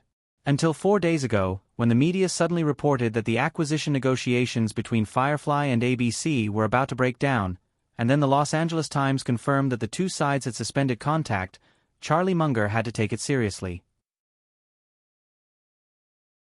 In the following few working days, because of this bad news, the stock price of ABC, which had risen to a high of $52, quickly fell. In just 3 days, it fell by 9.6%, and the stock price returned to the level at the beginning of the year. At the same time, because of a series of unconfirmed rumors, the stock price of the other 3 public television networks, NBC, CBS, and Fox, rose by more than 5%. After quickly skimming through the documents in his hand, Charlie Munger raised his head and said, "Based on the current situation, if we don't agree to this deal, the other shareholders may initiate an interim shareholders meeting to vote?" Buffett found a letter on his desk and handed it to Charlie Munger. He said in a heavy tone, "It's not a possibility. This is a text message from David West, the president of State Street Global Fund. They're already planning to do so." Charlie Munger took out the letter and glanced at it. He scolded angrily, "These idiots, don't they know which side they should be on?" Buffett did not mind his friend's loss of composure. He sighed slightly and said, "If ABC was the only public television network in the United States, of course, they would stand firmly on our side. But unfortunately, ABC is not the only option for Firefly Pictures. If it weren't for the fact that ABC's operating conditions are far better than the other two, perhaps they would have already given up. This is the reason why David West and the others are so anxious. Everyone can see that the business of the public television network is shrinking, so they are unwilling to give up this opportunity to cash out at a high price. Besides, they can also get a share of Firefly Pictures shares. There are no more than 50 companies in the entire federation that can achieve an annual profit of $1 billion. Charlie Munger felt a little lonely in Buffett's tone and said with a smile, "But we're not bad at all, are we?" The disappointment caused by the miraculous rise of the latecomers only stayed in Buffett's mind for a few seconds. When he heard Charlie Munger's words, Buffett quickly regained his usual confident smile and said, "Of course, we're not bad at all." "Okay, buddy." Charlie Munger reached over and patted Buffett on the shoulder. "Let's discuss what to do now. Do you have any good ideas?" Originally, there was one. Buffett skillfully pulled out a piece of paper from the pile of documents on his desk and handed it to Charlie Munger. Charlie Munger looked down and saw that it was a movie release schedule cut out from the newspaper. Some of the movies had asterisks behind them. Saving Private Ryan, The Lion King, True Lies. Charlie Munger looked at the names of the movies and looked up to ask, "These 3 movies are the main movies of Firefly Pictures' summer release. Is there a problem?" Buffett nodded and said, "Of course." Saving Private Ryan is a war movie, The Lion King is a traditional hand-drawn animation, and True Lies is a very ordinary big action movie. The cost is very high, reaching $100 million. Charlie Munger was not very good at movies. He knew very well that Buffett was the same.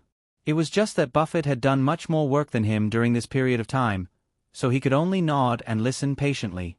Buffett paused for a moment to give his friend time to think, then continued, "I called Robert Daly of Warner Brothers to ask about this matter. Hollywood hasn't had a big war movie like Saving Private Ryan for many years because the risk of failure is very high. Firefly's distribution strategy for The Lion King is also very different from the traditional distribution method. This kind of 2D hand-drawn animation is usually shown at the end of the year. Although there are no competitors in the same genre during the summer, this kind of very competitive schedule will greatly shorten the screening time of 2D animation. Finally, True Lies. Last year, two similar action movies in the same genre ended in failure at the same time during the summer. The protagonist of one of them was the male lead of True Lies, Schwarzenegger. Now, Hollywood is very cautious about this kind of big action movie project. Charlie Munger thought of the information he had just read and said, "You mean, Firefly Pictures has completely given up on the CG special effects movies and 3D animation movies that they were better at a few years ago, and it is very likely that they will fail with these three movies this year?" Buffett nodded and said, "So, I think that if the negotiations can be delayed until the summer, as long as Firefly Pictures' summer movie fails, then the miracle of Firefly Pictures' successful movie investment will be broken. Then, we can take back the initiative again." Charlie Munger nodded in agreement, but he soon spread his hands and said, "But, the situation now is that Firefly will definitely not give ABC so much time, right?" Buffett showed a faint wry smile and said, "Yes, and judging from the recent signs of Firefly Pictures' frequent moves, I feel that if the deal is not completed this month, they may really give up. You started selling ABC shares at the beginning of last year.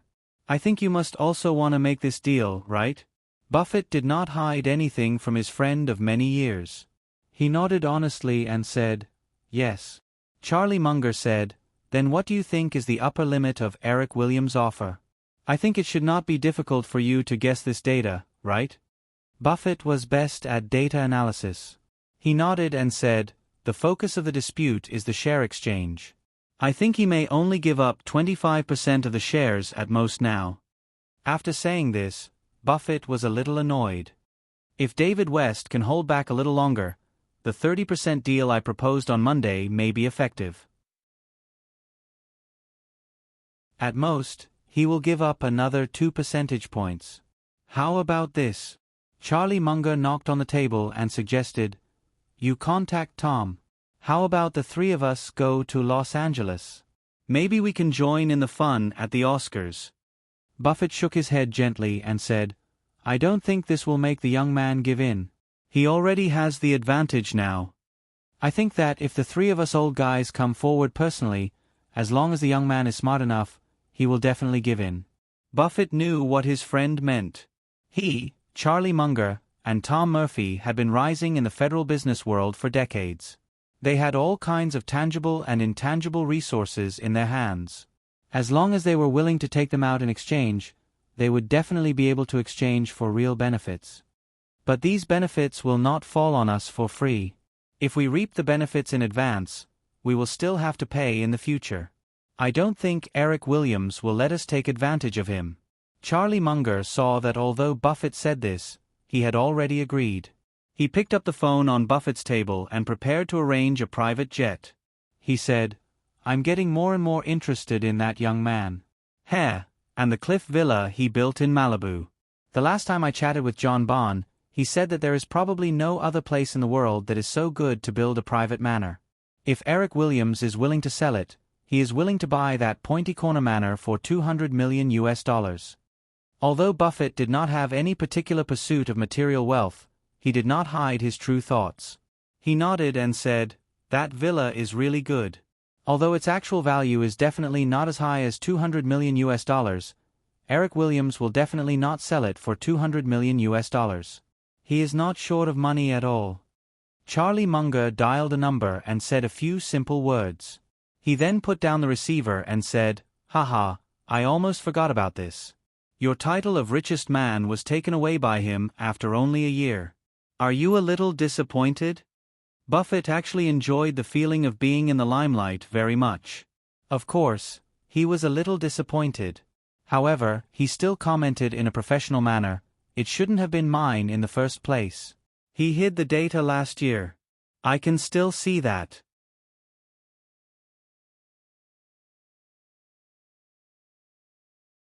Chapter 592. Many years later, Private Ryan, who was already in his twilight years, once again came to the cemetery of the fallen soldiers in Normandy where 120,000 lives were buried. Stroking the name on the white tombstone that was engraved in his heart, he felt as if he had returned to the past. The sound of the waves around the landing craft was like the uneasy cries of soldiers before a great battle. Captain Miller habitually opened the aluminum kettle with trembling fingers and took a big gulp of water. His deputy also stuffed a ball of chocolate into his mouth. Everyone was trying to keep themselves calm. With the prompt that the helmsman was about to land, Captain Miller and his deputy, Horvat, began to urge the soldiers to pay attention to when they landed. However, these words seemed to have no effect. The hatch opened, and the rapid sound of machine gun fire immediately caused a large number of soldiers in the cabin to fall down before they could react. This kind of tragic scene that didn't give people any buffer time made many of the audience in the screening room gasp. The constantly shaking lens of the portable camera gave people the illusion that they were in the scene. The next scene was even more nerve-wracking. Some people struggled to jump into the sea, but they were hit by bullets and never surfaced again. Some people struggled to move toward the shore, but before they could get close to the beach, they fell on the way. Some people dragged their wounded comrades, but after the sound of gunfire, they found that only half of the body was left in their hands. Eric saw that a female executive from the distribution department sitting not far away on his left had covered her eyes. Most of the others also had a solemn look on their faces. He glanced at Catherine next to him. The woman's fingers were tightly gripping the armrest of the chair. She was obviously in a bad mood. After the 20-minute landing battle in Normandy ended, as the camera cut to the mailroom, Eric clearly felt that everyone in the screening room was greatly relieved. Some people raised their hands as if they wanted to applaud the successful battle scene, but they quickly realized that such a reaction was not suitable for this kind of movie, so they put it down. Eric looked at Catherine, who did not relax at all, patted her hand, leaned over, and whispered, "Why don't we go out for a walk?" This was the first internal screening of Saving Private Ryan after the final editing was completed. Catherine shook her head and said, "That's not good, is it?" Eric stretched out his hand and drew a line downwards as he said softly, "Your back is so straight that it's blocking other people's view." Catherine was already extremely nervous. When she heard Eric's slightly joking words, she relaxed a lot. She felt Eric directly grabbing her hand and wanting to pull her away. Catherine quickly broke free, but she had already left her seat. She could only walk out of the theater with Eric. The screening room was on the first floor of the administrative building of Firefly Cineplex. The two left the screening room and closed the door to isolate the sound of the movie. The surroundings immediately quieted down. As it was a Saturday, there were not many people working overtime in the administrative building, although there were still many crew members working in the studio. Eric put his hands in his pockets and looked at Catherine, who was wearing a black leather jacket and jeans, and said, "Do you want to go to my office for a cup of coffee? Anyway, we've already seen it many times. We'll come over when they're done." Catherine did not dare to be alone in the same room with this little man who always made her feel uneasy. She pointed to the cement corridor outside the floor-to-ceiling glass window and said, "Let's go outside for a walk." "Okay." Eric took the lead and walked away. The Praia Vista Cineplex was generally rectangular in the northeast direction, parallel to the Bologna Canal that flowed through the downtown area of Culver City. Eric looked at Catherine, who was still looking back at him with some worry in her eyes as she walked out of the administrative building. He found a topic and said, "Catherine, I've always been curious. Do you know the meaning of the Bologna in the name of the Bologna Canal next to the Cineplex?" As Catherine had a deep understanding of classical oil paintings, she was very familiar with some of the Western mythological figures involved in them. Although she was a little absent-minded, she did not hesitate to blurt out, "That's a tall and beautiful war goddess in ancient Rome." After saying this, the woman immediately realized something and glared at Eric. However, there was no anger in her eyes at all. Instead, there was a trace of imperceptible shyness. Eric smiled and said, "I think the name Bologna is quite nice. It suits you very well. The name Catherine is too common." Then, do you know that Bologna's counterpart in Greek mythology, the war goddess Enio, is a very bloody and cruel woman? Legend has it that after the Trojan horse massacred the city, blood flowed like a river in Troy. However, she drank all the blood in the city while she was drunk. Eric spread his hands innocently and said, "You don't have to study this kind of thing so deeply. I've never heard of such an unpopular side story." The corners of Catherine's mouth curled up slightly. With a faint smile, she said, "You were the one who started this topic first." "Okay, it's my fault." Eric smiled and shook his head. "Then, let's talk about something else. What are your plans next?" Catherine said, "I'm going to rest for a while and travel around before coming back to work." "Do you still remember Becky?" She said that Columbia University will be holding a pop art exhibition next week. "I plan to go and take a look." Eric only vaguely knew that pop art was a representation of popular culture. As for what it was specifically, he did not delve into it. "Maybe I'll also go to New York soon. Will you still stay in that hotel in Soho District?" Catherine thought of the time they spent together at 60 Soho Hotel 3 years ago. Everything was as clear as yesterday. She could not help but say, maybe, but also, maybe I'll stay at Becky's house. It's not good to disturb others. I have a high-rise apartment at the exit of 6th Avenue. You can see Central Park. Maybe you can stay there. Catherine stopped and stared at Eric for a few seconds. Seeing that the little man did not look guilty at all, she felt embarrassed. You still need to stay there. I'll go to the hotel. That way, no one will disturb us." Eric still had a faint smile on his face. He said calmly, "Okay, give me a call after you stay there. Maybe we can still be neighbors." Catherine felt that she had an impulse to run away. This little bastard, how can he be so persistent? He's too shameless. The woman's heart was in a panic. Finally, she thought of a way to change the topic. She said, "When the movie was finished, why did you ask me to keep those props? Those things are in the warehouse in Ireland. It costs a lot of storage fees every month." In order to shoot Saving Private Ryan, the crew had prepared thousands of sets of military uniforms from various countries during World War II, as well as a number of landing craft, off-road vehicles, and other miscellaneous props. These things cost tens of millions of dollars. Of course, Eric could not casually dispose of them after the movie was finished like many movies. Moreover, he had a better way to recycle them. Although it was very interesting to see the woman awkwardly change the topic, Eric did not continue to tease Catherine. It would be bad if he scared her away. "I plan to use these things to make a mini-series about World War II, and it will be in the same vein as the story of Ryan.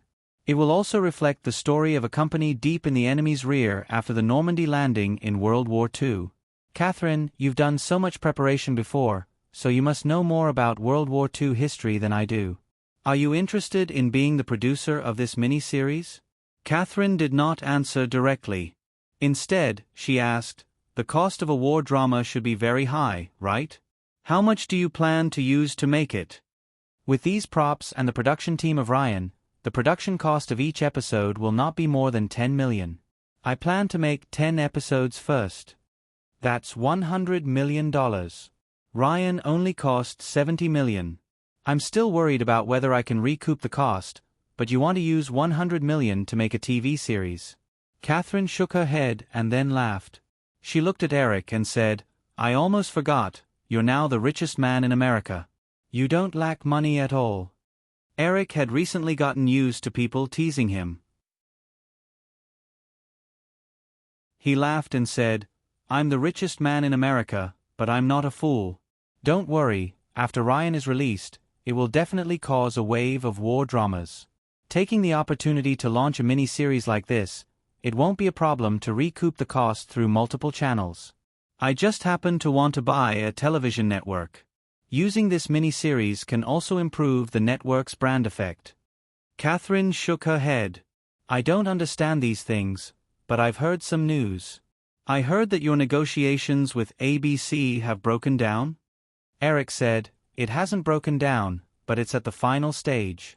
It depends on whether ABC is willing to take a step back.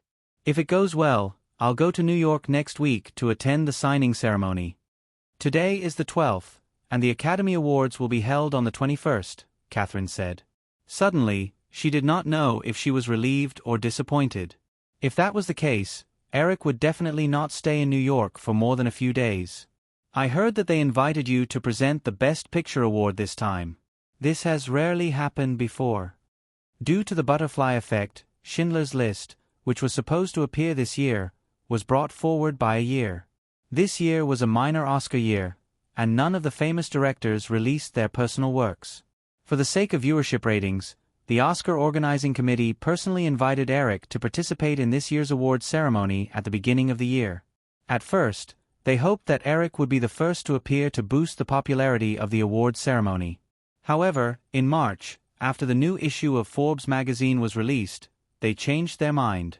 They hoped that Eric would appear last and present the heavyweight Best Picture award. This kind of award was usually given by respected Hollywood celebrities. However, with Eric's current strength and reputation in Hollywood, no one would think that he was not qualified to present the Best Picture award.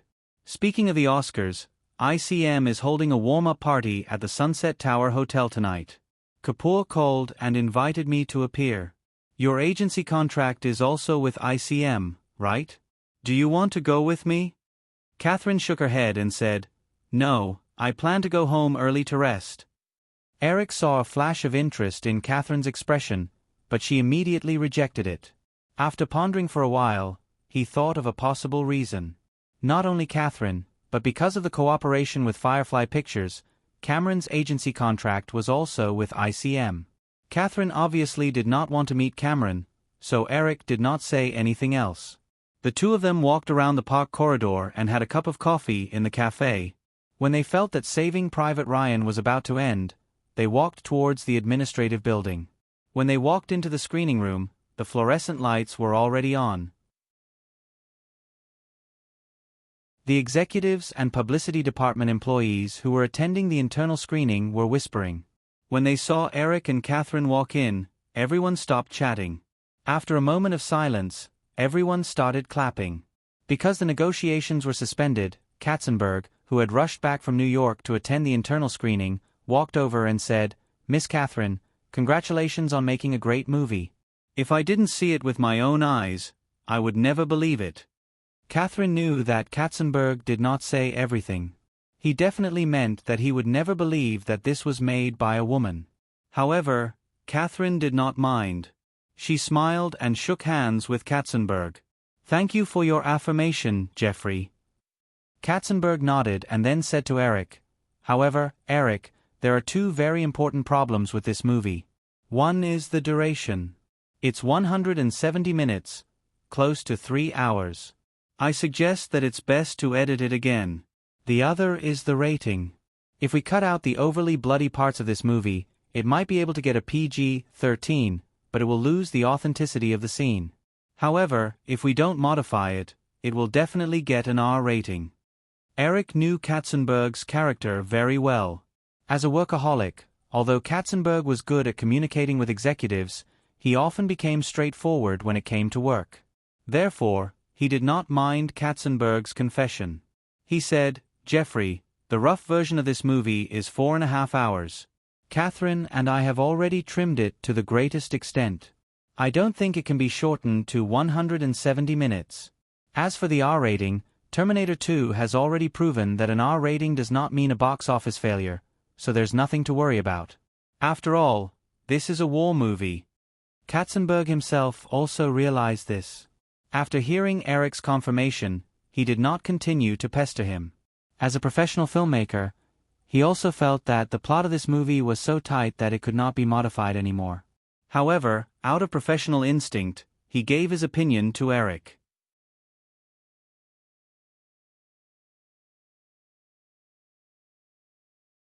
Chapter 593. Saving Private Ryan was the first blockbuster film released by Firefly Pictures this summer. Therefore, after the final cut was completed yesterday, the management of Firefly could not wait to hold an internal test screening even though it was a Saturday. After watching the film, many of the executives who participated in the test screening had similar doubts as Katzenberg. The quality of the film was absolutely impeccable. From the plot to the soundtrack, they were all top-notch. However, the overly realistic and tragic scenes, the film's nearly 3-hour duration, and the film's possible R rating were the focus of everyone's doubts. However, Firefly's outstanding performance over the past few years meant that the company would not fall into a crisis because of the failure of 1 or 2 big-budget films. In addition, the film was personally approved by the big boss, Eric, so even if the film failed, the management would not bear too much responsibility. Therefore, the people present did not have much psychological pressure. Instead, they dutifully put forward their own suggestions for the details of the film's publicity. Eric's original plan was for Saving Private Ryan to be officially released on June 6, 1994, the 50th anniversary of the Normandy landing. Unfortunately, June 6 happened to be Monday, the first day of the working week. The weekly box office statistics cycle in North America was from Friday to the following Thursday.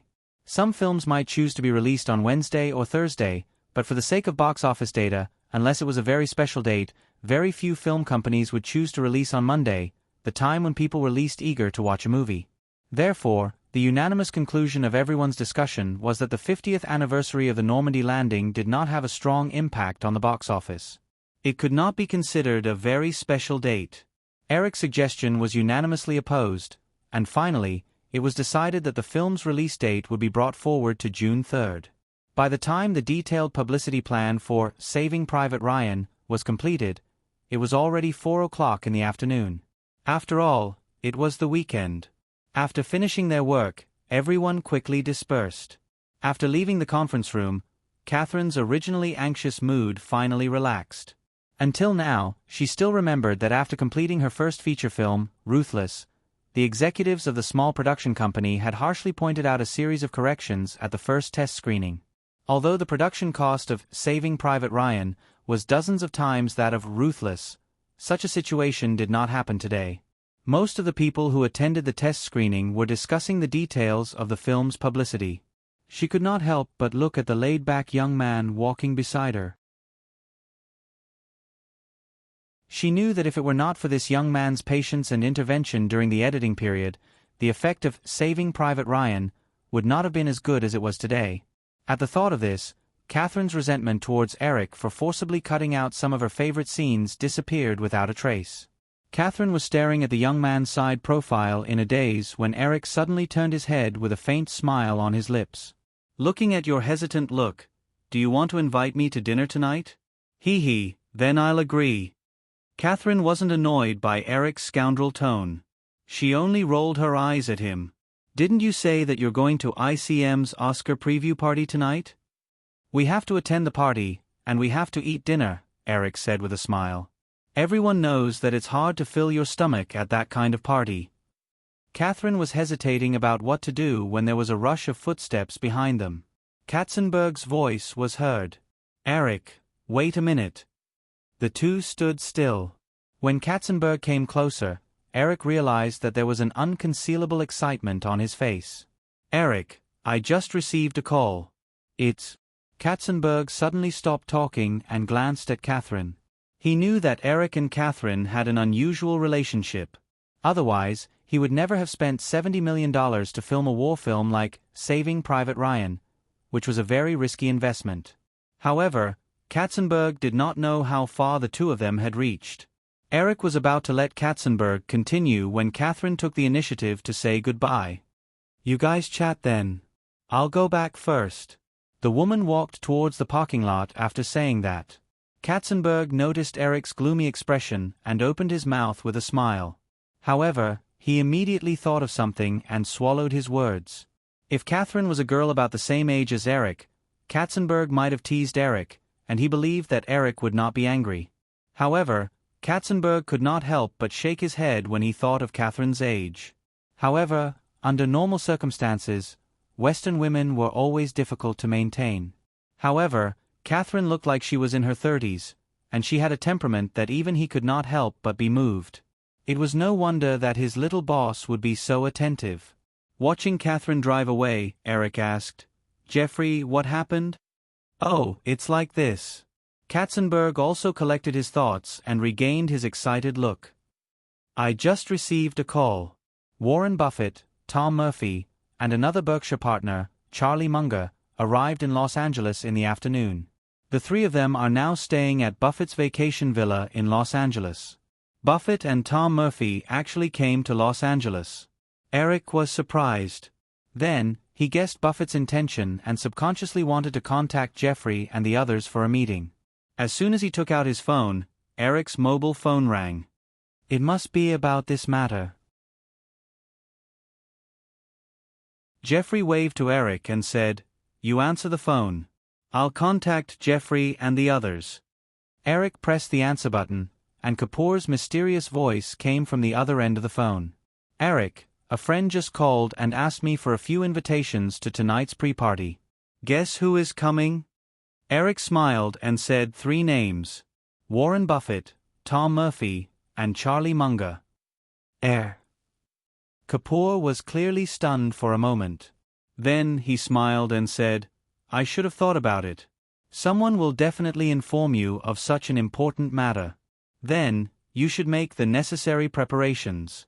I need to contact the security company to increase the security for tonight's party. By the way, I originally invited some reporters tonight. Do you want me to cancel this segment?" Eric said, "No need. Since the 3 of them have come to Los Angeles, the initiative this time is completely on Firefly's side. And it's basically impossible to keep this kind of thing a secret. The media all over the world have been focusing on Firefly's acquisition of ABC TV during this time. Warren Buffett and the other 2 didn't hide their whereabouts too much when they appeared in Los Angeles. If the reporters couldn't discover the mystery, they would be too incompetent. Moreover, since Buffett and the others had personally come to find him, Eric didn't want to keep it a secret. In fact, he even wanted this matter to be as lively as possible. The sky had just fallen, and a large number of reporters had already gathered outside the Sunset Tower Hotel in Hollywood. There were even 2 TV broadcast vehicles. The guests who came to attend the ICM Oscar pre-party quickly realized that something was unusual. There were hundreds of parties before and after the Oscars every year, but none of them could attract such a large amount of media attention. Most people could find out what was going on after making a few phone calls. Although these reporters were here for the meeting between Eric Williams, Warren Buffett, and other big shots, they were still there. However, while they were waiting, the reporters were not stingy with their film. Every time a Hollywood star appeared outside the hotel, there would be a flash of magnesium light. Therefore, most of the celebrities who came to attend the party were in high spirits, especially those small and third-tier celebrities who lacked exposure. They all slowed down and tried to let the reporters take a few more photos. Soon, it was 7 o'clock in the evening. The sky in Los Angeles in March was completely dark. The banquet hall booked by ICM was already crowded with Hollywood superstars and celebrities. Everyone was in small groups of 2s and 3s, discussing what was going to happen tonight. I thought the negotiations had really broken down. I sold all my ABC shares a few days ago. I might have lost hundreds of thousands of dollars this time. A chubby white man with a glass of champagne in his hand said this to his companions. His tone was relaxed, as if he didn't care about the loss of hundreds of thousands of dollars. The girl who was leaning against him heard the fat man's words. She couldn't help but look around and rub against him again. Another middle-aged man in a white suit glanced at the petite girl leaning against his companion and said proudly, "I bought 3,000 shares yesterday at a low price. If Eric Williams and Warren Buffett can reach an agreement tonight, I might be able to exchange it for Firefly Pictures shares in the future." Another tall middle-aged man quickly said, "It's not that easy to get Firefly shares. I heard that the main difference between Firefly and ABC is the share exchange. Eric Williams is only willing to give up a small portion of Firefly shares. There aren't many ABC shares in the market now. If the acquisition is completed, most of the shares may be required to be exchanged for cash or bonds in order to achieve privatization. Otherwise, it's impossible to reach the minimum number of shareholders to be delisted from the exchange." The petite girl leaning next to the fat man said in a curious tone, "What if these shareholders don't want to?" The tall middle-aged man smiled and said, "If you insist on not selling, then the shares in your hands may be placed in a package holding company by Firefly. But this is not cost-effective, because the market value of the company is difficult to determine after privatization. The value of the shares in your hands tends to shrink significantly. In addition, those shares don't bring you any right to speak, so as long as you are smart, you will choose to cash them out." The guests were chatting in a low voice. There was a small commotion in the banquet hall. As the host of tonight's party, Kapoor Sid hurried out through the crowd. People realized that the most important guest of tonight was about to arrive. Although there were many outsiders in the banquet hall tonight, most of them were still stars, agents, and other film and television workers in the Hollywood circle. Although they had heard of Buffett's deeds, they were still more concerned about Eric, the young Hollywood tycoon with the halo of the richest man on his head. Many people cheered up.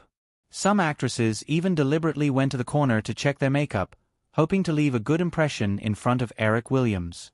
At the same time, because the driver did not expect so many reporters to gather outside the party in advance, he drove directly to the entrance of the hotel, so the 2 cars Eric and Katzenberg were in were surrounded by reporters.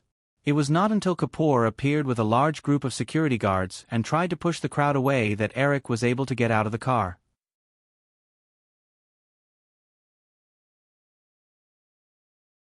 "Yeah, I've been looking forward to meeting you again," Eric said with a smile. Buffett shook hands with Eric and then introduced, "These two are Tom Murphy and Charlie Munger." "Hello." Eric walked up to them with a smile on his face, and complimented them again. The group didn't go to the banquet hall. Instead, they went directly to a small conference room prepared by the hotel. After the waiter served the coffee and left the conference room, Kapoor nodded to Eric and left. Only the senior executives of Firefly and ABC were left in the conference room.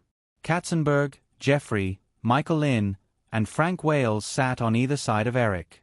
Opposite them were Buffett and the others. After chatting for a while, Buffett finally said, "Eric, I think that if this matter continues to be delayed, it won't be good for anyone, so I think it's better for us to be honest. What do you think?" Eric nodded with a smile and didn't refute, but he believed that everyone present knew very well that Firefly had the upper hand at this time. Even a large portion of ABC's shareholders had publicly stood on Firefly's side a few days ago. If it wasn't to avoid internal turmoil in ABC, Eric could even cooperate with ABC's shareholders who were inclined towards Firefly and quickly take control of ABC. "Mr. Buffett, I don't want to waste too much time on this kind of thing. Everyone knows very well that Firefly doesn't only have ABC as a choice." Before Buffett could speak, Tom Murphy, who was sitting next to him, couldn't help but say, "Everyone knows why you chose ABC. Among the 3 major TV stations, ABC is now in the best operating condition. Our TV network is the most complete in the United States, and we have the most affiliated TV stations. If you choose any of the other 2, it will take at least 3 years to catch up with ABC. Of course, I even think that because of the complicated internal problems, you may not even have the chance to catch up." Although Fox Network had been rising for several years, Tom Murphy was still used to the title of the 3 major TV networks. Eric shook his head and smiled. "Mr. Murphy, what you said is just your personal assumption. I think a few years ago, many people assumed that Firefly Pictures had no possibility of joining the Big 7, but now this has become a fact. Moreover, judging from the ratings of Fox's Friends, The X-Files, and Who Will Be a Millionaire, I think your assumption is no longer valid." Because of the defection of ABC's internal shareholders and the stalemate in the negotiations with Firefly Pictures, Tom Murphy had been in a bad mood for the past week. When he heard Eric's words, Tom Murphy's face suddenly became a little embarrassed. When he was about to refute, Charlie Munger, who was sitting on the other side, asked with great interest, "So, Mr. Williams, why do you insist on buying ABC instead of choosing the other 2 networks? I think choosing either NBC or CBS can save you a lot of money." Eric smiled and said, as Mr. Murphy said, "ABC is the one with the best conditions among the 3. Oh, it should be the 4 major TV networks." Charlie Munger continued to ask, "This doesn't seem to be a reason, right?" "This is the reason. Of course, the main reason is that I don't want to spend too much energy on tinkering with NBC or CBS after acquiring the 2 networks. I still have more things to do." Oh, Charlie Munger was even more curious. After completing the acquisition of the TV networks, Firefly will be the largest comprehensive media group in the United States and even the world. According to the federal anti-monopoly law, it is almost impossible for Firefly to continue to expand at that time. "What else do you want to do?" Eric said, "I don't think this is the topic we want to discuss today, right?" Charlie Munger also suddenly realized that he was about to lead the topic astray. He noticed the look in his old friend's eyes and coughed to cover it up, but he still said with some reluctance, "I'm really curious about the minds of young people nowadays. If possible, why don't we take some time to have a casual chat?" Eric nodded and said with a smile, "Of course, Mr. Munger. If you have time, you can call me at any time." Buffett didn't want to refute his old friend. After the two of them finished talking, he took out a notebook from his pocket and handed it to Eric, saying, "Eric, this is the last concession I can make. You can take a look first." Eric took the small notebook, gestured to the left and right, and spread it on the table. Katzenberg and Michael Lynn came over to look at the notebook, while Jeffrey and Frank Wales were too embarrassed to come over. Buffett's offer was not much different from the last offer he received, but he made a concession in terms of the shares he already held in Firefly Pictures. Firefly could add their shares to the 30% share exchange ratio. After the last offer, in order to suppress ABC's share price, Firefly sold 3 million shares, and their stake was reduced to 5%. In simple terms, Buffett had reduced the share exchange ratio to 28.4%. According to the market value of $30 billion after the merger, each percentage point was equivalent to a difference of $300 million. The amount involved in the future would be even greater, so of course, Eric wouldn't easily back down. After quickly writing a series of numbers, Eric handed the notebook to Buffett and said, "Mr. Buffett, this is our proposal."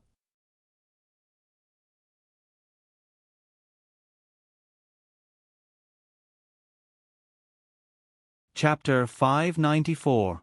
Seeing the three old men frown at the same time after seeing the data on the notepad, Eric explained unhurriedly, "Firefly still insists that they can only sell 25% of Firefly shares at most. However, because ABC and Firefly are both registered in Delaware, they are not willing to sell the shares. According to the General Company Law of Delaware, as long as the parent company obtains more than 90% of the shares of the subsidiary company, the board of directors of the parent company can unilaterally propose to privatize the remaining shares. The form of privatization is decided by the parent company, and there is no need to consult the board of directors and investors of the subsidiary company. So, if ABC can cooperate with Firefly to acquire 90% of the shares in advance, we can buy the remaining 10% of the shares in cash. The remaining shareholders don't have to participate in the exchange of 25% of the shares. Berkshire Hathaway and Mr. Murphy's company will get no less than the plan proposed by Mr. Buffett.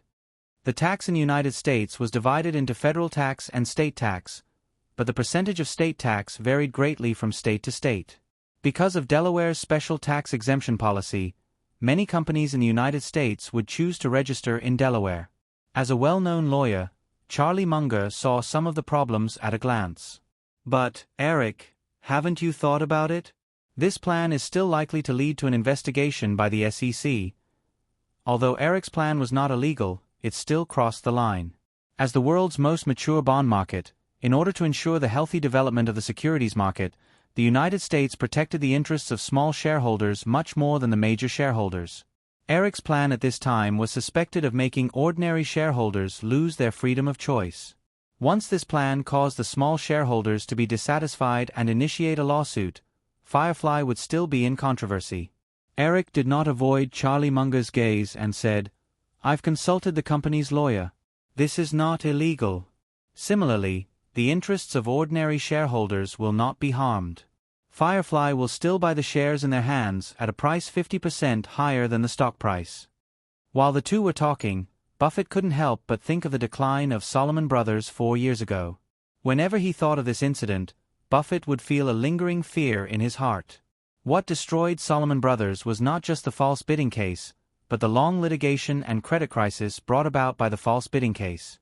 Before the Salomon Brothers incident, in Buffett's nearly 60 years of life, the number of times he appeared in court could be counted on one hand, and the number of times he was sued was even fewer. Compared to other investors who were always in disputes, this could be regarded as a record. Now, even though Buffett knew that accepting Eric's proposal would maximize Berkshire Hathaway's benefits, it would bring unnecessary legal risks to both parties. This risk had already crossed Buffett's bottom line. "Eric, I don't agree with your proposal." Eric was a little surprised, but Charlie Munger and Tom Murphy, who were very familiar with Buffett, did not look surprised at all. They knew very well that Buffett was actually a somewhat overly cautious person. After Buffett finished speaking, the conference room fell silent.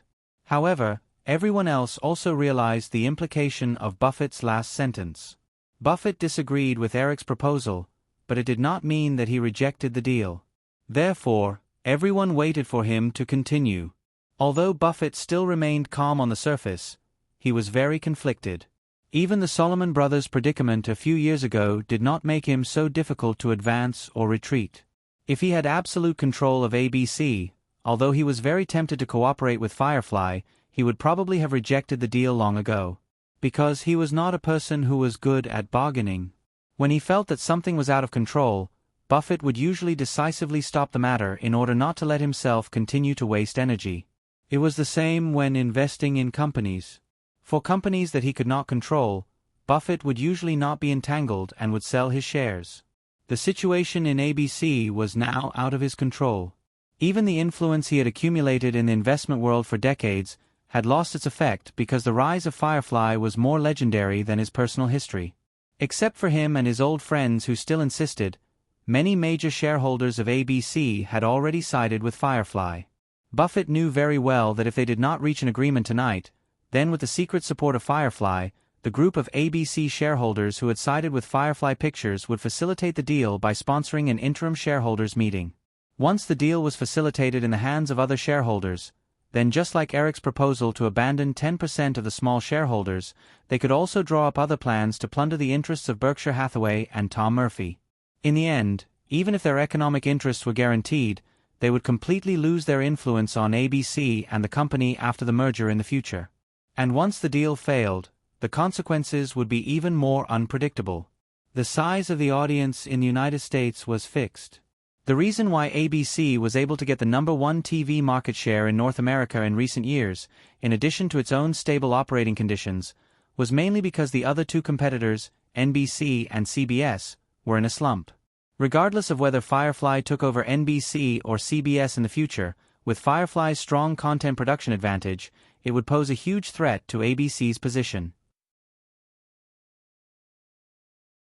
General Electric had absolute control of NBC, but the management still made the company turbulent with the support of other shareholders.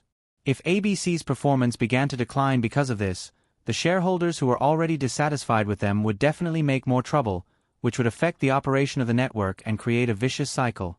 The conference room was silent for 5 minutes. Everyone was patiently waiting for Buffett to make the final decision. Finally, after a sigh, Buffett said softly, "I will probably regret today's decision in the future." When this sentence sounded in the conference room, everyone realized that Buffett had made a decision. Eric had a confident smile on his face as he said, "Warren, I promise you that you will not regret your decision today." Buffett did not react too much to Eric's words. However, since he had made a decision in his heart, Buffett did not continue to dwell on the details. He simply agreed to the transaction plan of 25% of Firefly shares and $10 billion in cash. After a simple glass of champagne to celebrate, Buffett and the other two declined Eric's invitation and left the Sunset Tower Hotel by car. In the underground parking lot, Eric watched Buffett and the other two leave. He turned around and smiled at Carson. "Jeffrey, you will host the next press conference." Carson knew that after completing the acquisition of ABC, his career would take another big step forward, so he said excitedly, "Eric, should we hold a high-level meeting now to make preparations?" Eric tapped his watch and said, "You have to be considerate of other people's feelings. It's the weekend, not to mention it's already 8:30 p.m. Okay, tomorrow then." Carson did not seem to realize that tomorrow was Sunday, but Eric did not stop him.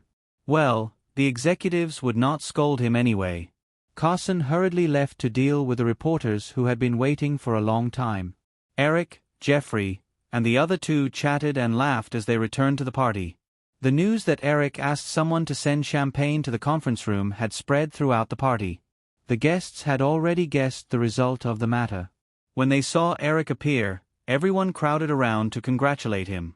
Although the final negotiation did not take long, Eric's mood was tense throughout the process. Buffett did not want this deal to fail, and neither did Eric. Otherwise, a lot of work done by Firefly would be for naught, and everything would have to start from scratch. At this time, he suddenly relaxed and felt tired.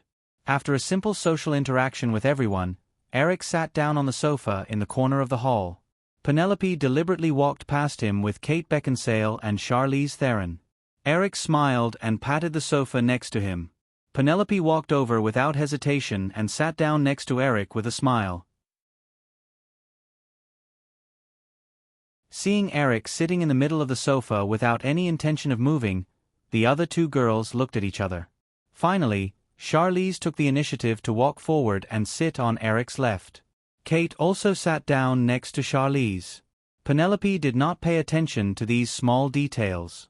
She leaned slightly on Eric and said excitedly, "Eric, Kate and I went to try on a dress today. It's very beautiful. Do you want to see it in advance?" Eric was a little confused and asked, "An Oscar dress?" Penelope nodded. "Before I came to the United States, I filmed Beautiful Times and it was nominated for Best Foreign Language Film. I received an Oscar invitation." Eric then understood that the promotion of The Break-In Doll had already begun. This should be the work done by MGM to promote The Break-In Doll. Since Penelope was going to attend the Oscars because of Beautiful Times, Kate must have been nominated for the Shakespeare comedy Much Ado About Nothing. In Eric's memory, this movie did not win any Oscars in the original spacetime. It seemed that MGM had done a lot of work for The Break-In Doll. However, at this time, the two helmers of MGM, one used to be an executive of Paramount, and the other used to be the head of production of Warner Pictures. With the connections they had accumulated over the years, it was not difficult for them to arrange for an insignificant nomination for Much Ado About Nothing. Then, they could legitimately make Kate appear at the Oscars. Thinking of this, Eric turned his head and asked Kate curiously, "What nominations did Much Ado About Nothing get?" "Best Costume and Best Soundtrack," Kate said, a little embarrassed. Although she had just arrived in Hollywood, she knew that this time, she was attending the Oscars completely. Eric remembered the situation when he attended the Golden Globe Awards in January and smiled, "These two nominations are just right."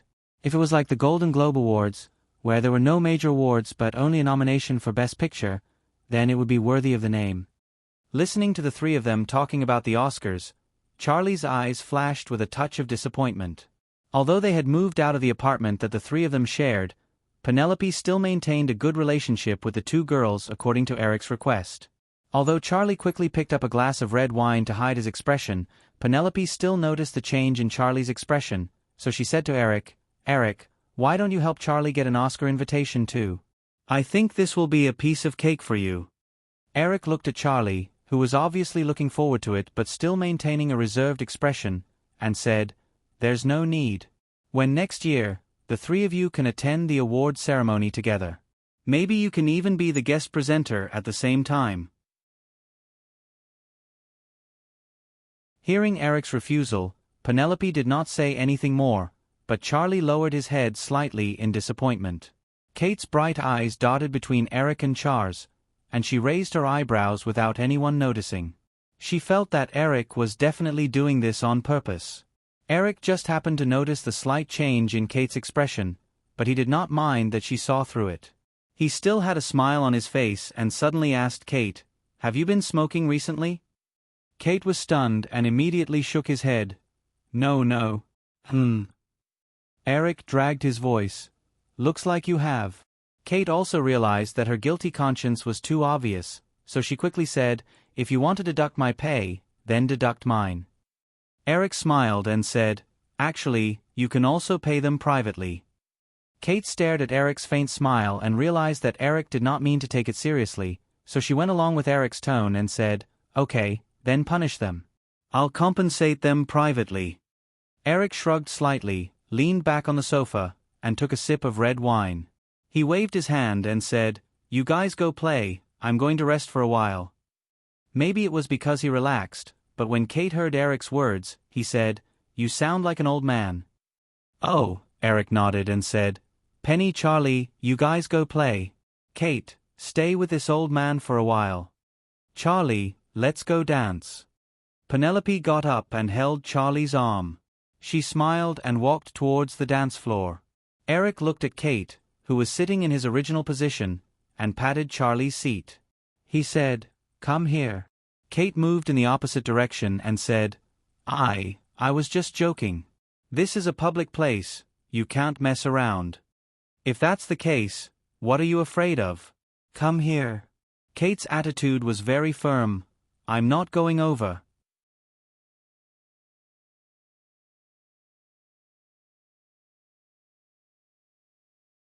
Chapter 595. The two bickered childishly for a while. Eric looked at Kate's little hand grabbing the armrest of the sofa as if she was going to get up and run away as soon as he made a move. He couldn't help but smile and did not continue. He sipped the red wine in his hand and began to think about the next few days.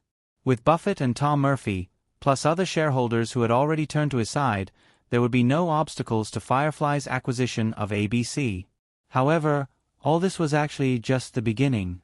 Compared with Firefly's acquisition of Disney, this acquisition of ABC was much more cumbersome. Back then, Firefly and Disney were both film companies. Although there were some areas where their departments and resources overlapped, Firefly was still very weak compared to Disney. After the two merged, they did not need to make too many adjustments. This time, the situation was different. Although ABC and Firefly were two different companies, they both belonged to the media industry. Moreover, both companies were giants in the industry. Once they merged, they would definitely need to undergo a long adjustment that would take at least a few months or even a few years. Moreover, these were all matters after the completion of the merger. Before that, in order to pay for the cash portion of this acquisition, Firefly needed to issue about $8 billion of long-term bonds in addition to its own cash accumulation of more than $2 billion. Such a huge amount of debt financing was definitely not something that could be done overnight. Although Firefly's strong profitability had proved that it had enough strength to repay the debt, it still might encounter various problems in the financing process. Thinking of this, although he knew it was impossible, Eric couldn't help but sigh in his heart. If only he could have another opportunity like the Gulf War. A woman's mind was always difficult to understand. Kate, who was sitting on the other side of the sofa, saw that Eric no longer paid attention to her. She hesitated for a moment, then took the initiative to sit over. "Hey, what are you thinking about?" Kate asked when she saw Eric frowning slightly. At the same time, her heart couldn't help but beat a few times. She couldn't help but think that this man's look was quite charming when he was lost in thought. Eric came back to his senses, looked at Kate, and smiled. "You won't be interested." "How do you know I'm not interested if you don't say it?" Kate curled her lips with some dissatisfaction, then looked up and asked, "Eric, are you really the richest man in the United States now?" "If no one richer than me jumps out," Eric spread his hands and said with a smile, "then that person should be me." Kate suddenly looked eager and asked, "How does it feel to be the richest man in the United States?" Eric suddenly said in a serene tone, "It's like a dream. I hope I never wake up." Ha! Kate was startled by Eric's sudden change in mood and laughed. The two were silent for a while before Kate suddenly asked in a gossipy whisper, "Why did you do that to Charlie?" Eric winked at Kate. "What do you think?" Kate suddenly felt that she had unknowingly leaned against Eric. Their eyes met at such a close distance that she couldn't help but shrink her neck. She then put on a disdainful look and said, "Anyway, you definitely don't have any good intentions." Eric chased after Kate's small body until the distance between them was less than 10 centimeters. He then asked in a somewhat playful tone, "Then tell me, what do I think of you?" Kate felt a buzzing sound in her head, as if she had lost all ability to think for a moment. She supported herself with one hand on the leather sofa cushion behind her and leaned back. She watched the handsome face that was not much older than her come closer until she felt a quick peck on her lips. She instantly woke up and moved to the other side in a panic. She looked at the guests in the hall at a loss. Obviously, a lot of people had noticed the scene just now. However, when her eyes swept over them, they all turned their heads away as if nothing had happened. Eric looked at Kate, who looked like a frightened little animal, and said with a smile, "See, one of the benefits of being the richest man in the United States is that when people clearly notice what you are doing, they will consciously pretend not to see it." After a little panic, anger, and grievance, Kate suddenly felt that she couldn't just be kissed like that. Even the feeling. She didn't want to feel anything.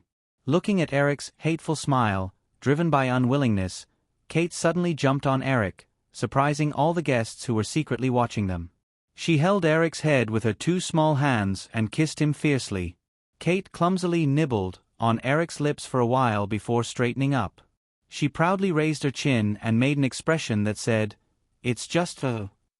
However, when Kate wanted to leave Eric's body, she felt a pair of big hands tightly grab her waist. Eric held Kate's slender waist and said with a smile, "You want to leave after kissing me without taking responsibility? There's no such thing as easy." Kate struggled a few times, and when he heard the whispers behind him, he immediately realized that he had lost his composure.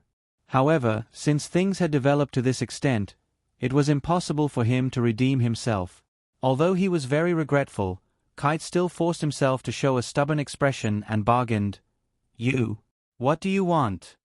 At this time, she had completely forgotten that it was Eric who made the first move. Oh, it was his mouth.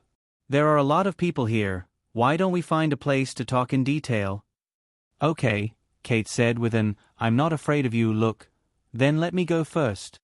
"No need to be so troublesome," Eric said as he stood up from the sofa. He slightly changed his posture and held Kate in his arms. He ignored the gazes of the other people and strode outside. Kate, who buried her face in Eric's chest, cried in her heart, "It's over, how am I going to face people now?" Kate stood up from the large jacuzzi tub and stood in front of the dressing mirror. She wiped her body with a towel and thought about everything that had happened in the past few hours. She suddenly felt that it was unreal. Although Eric was a bit overbearing, she realized that she didn't dislike him at all. Instead, she felt that it was natural.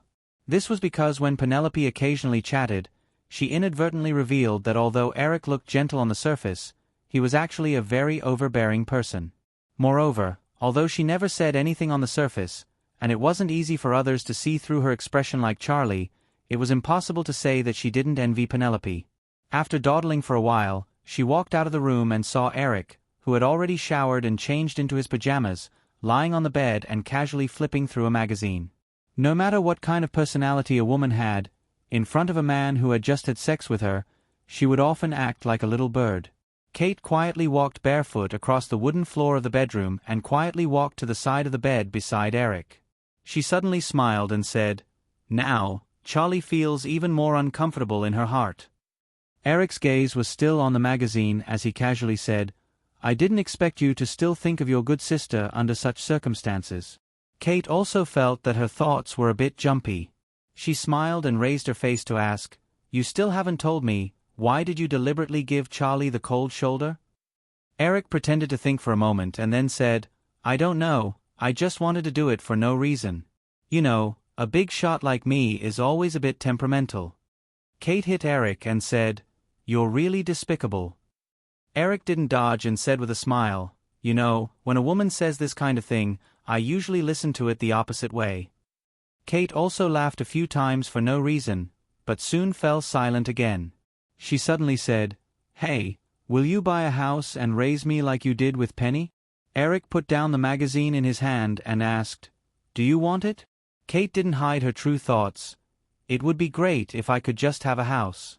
Penny's villa near the sea is really beautiful." Eric stretched out his hand and pinched the girl's small chin and said with a smile, "Oh, then you're greedy enough. You don't want to pay, but only want to get."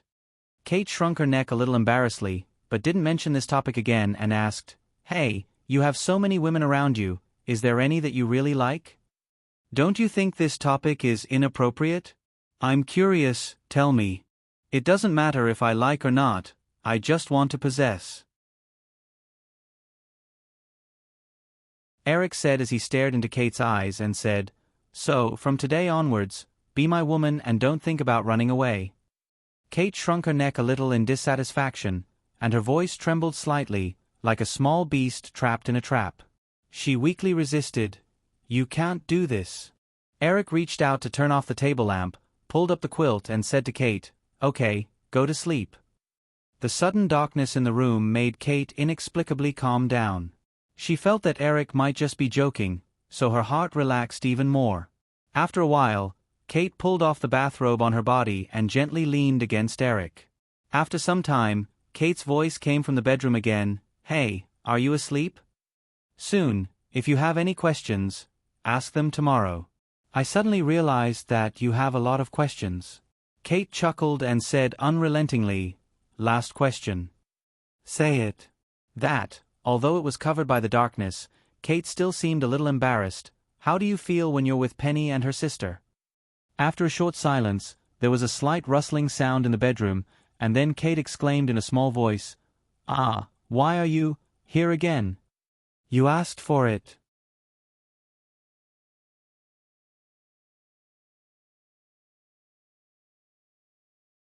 Chapter 596.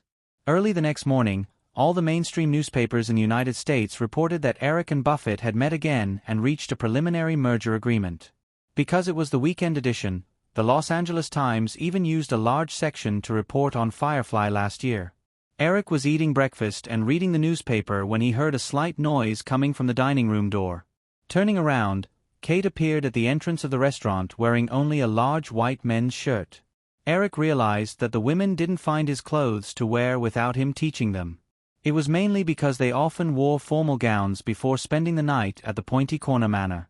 Evening gowns could show off a woman's charm, but it wasn't very comfortable to wear them on a daily basis. Therefore, the women would often find his clothes to wear after waking up. Kate noticed that Eric was staring at her long legs under her shirt. She subconsciously slowed down to hide her unusual pace. Kate didn't breathe a sigh of relief until she sat down at the dining table. Thinking about how Eric had tortured her last night, Kate's heart burned with anger. However, she quickly remembered what happened at the party last night. When she saw the newspaper in Eric's hand, she became a little nervous. "Eric, is there anything about what happened last night in the newspaper?" Eric knew what Kate was referring to. He smiled mischievously and replied, "Yes, it's all the headlines." Kate's heart tightened. She quickly grabbed the newspaper beside Eric and flipped through a few pages. She didn't see any news about the two of them being intimate at the party last night. Only then did she breathe a sigh of relief. Then, she glared at Eric. Eric got up and walked to the kitchen. He brought the breakfast he had left for Kate and handed it to her. He said, "Don't worry. There's no photographic evidence of what happened last night. No mainstream media will report it. Even if the third-rate tabloids hear the news and want to make groundless accusations, they'll have to consider the consequences. At most, it will only circulate in the circle." Kate had just relaxed and was about to eat a piece of bread when she heard Eric's last sentence. She raised her head and said, "So many people know about it. They'll definitely talk about it in private. Let's think about it from another perspective." Eric sat down on the chair again, picked up the newspaper, and continued, "This matter won't do you any harm, right?" Of course, there was no harm in having such a big backer like Eric. Instead, it would make her acting career reach a higher level. However, after pondering for a while, Kite still felt that something was off. However, Kite didn't have the intention to get to the bottom of things that he couldn't figure out at the moment. Plus, he had too much exercise last night, so the famished Kite quickly put these thoughts aside and focused on eating breakfast. Eric noticed the change in Kite's expression from the corner of his eye, and the smile on his lips deepened. If the news got out, it wouldn't cause any damage to Kate's reputation and career. After all, although he was at the top of the Hollywood pyramid, Eric wasn't one of those old men in their 50s or 60s. He was about the same age as Kate. If people knew about their relationship, most people would only envy Kate. However, this matter would definitely have some impact. The most important point was that after knowing the relationship between Eric and Kate, there wouldn't be many men who dared to take the initiative to provoke Kate. Kate smeared jam on the bread and inadvertently looked up. She happened to see the smile on Eric's face. The woman's keen sixth sense made her realize that this expression must have something to do with her. She asked vigilantly, "What bad ideas are you having?" Eric smiled and said, "You said it's a bad idea. When have you ever seen a villain with a normal IQ take the initiative to reveal his thoughts? Kate snorted softly and sped up her eating speed. Soon, she finished the breakfast in front of her. She looked at the empty tableware in front of her and Eric. She hesitated for a moment, then got up and took the initiative to clean up. When she returned to the dining room again, Kate saw that Eric had already opened the laptop that had just been put aside and was looking at something. She sat down in the seat just now. Seeing that Eric didn't take the initiative to talk to her, Kate picked up the newspaper and casually flipped through it. She saw an article that the FCC might conduct an antitrust investigation on the merger of Firefly and ABC. The writer's tone was very sensational, and it was completely a tone that said Firefly and ABC couldn't be merged smoothly. Kate was gloating at first, but then she felt that she shouldn't be like this, so she reached out and gently touched Eric and handed over the page of the newspaper. Eric, is what it says true? Eric glanced at it. He had just read it and said, "It's true, and it's not true." Don't always be so perfunctory, it's too ungentlemanly. Well, since you want to know, Eric waved to Kate and asked her to sit next to him, and said, "You see, this article says that the biggest obstacle to Firefly's acquisition of ABC is within ABC, but the biggest internal obstacle, Warren Buffett and Tom Murphy, have already agreed to this deal. The two of them control 40% of ABC's shares. Coupled with other shareholders who have turned to Firefly, the shareholders who are inclined to the merger hold far more than 51% of the shares. This is no longer true." After listening to Eric, Kate suddenly felt that she really didn't seem to be interested in these things. However, since she started this topic, Kate had to point to the content of the article and asked, "What about this, the FCC's antitrust investigation?"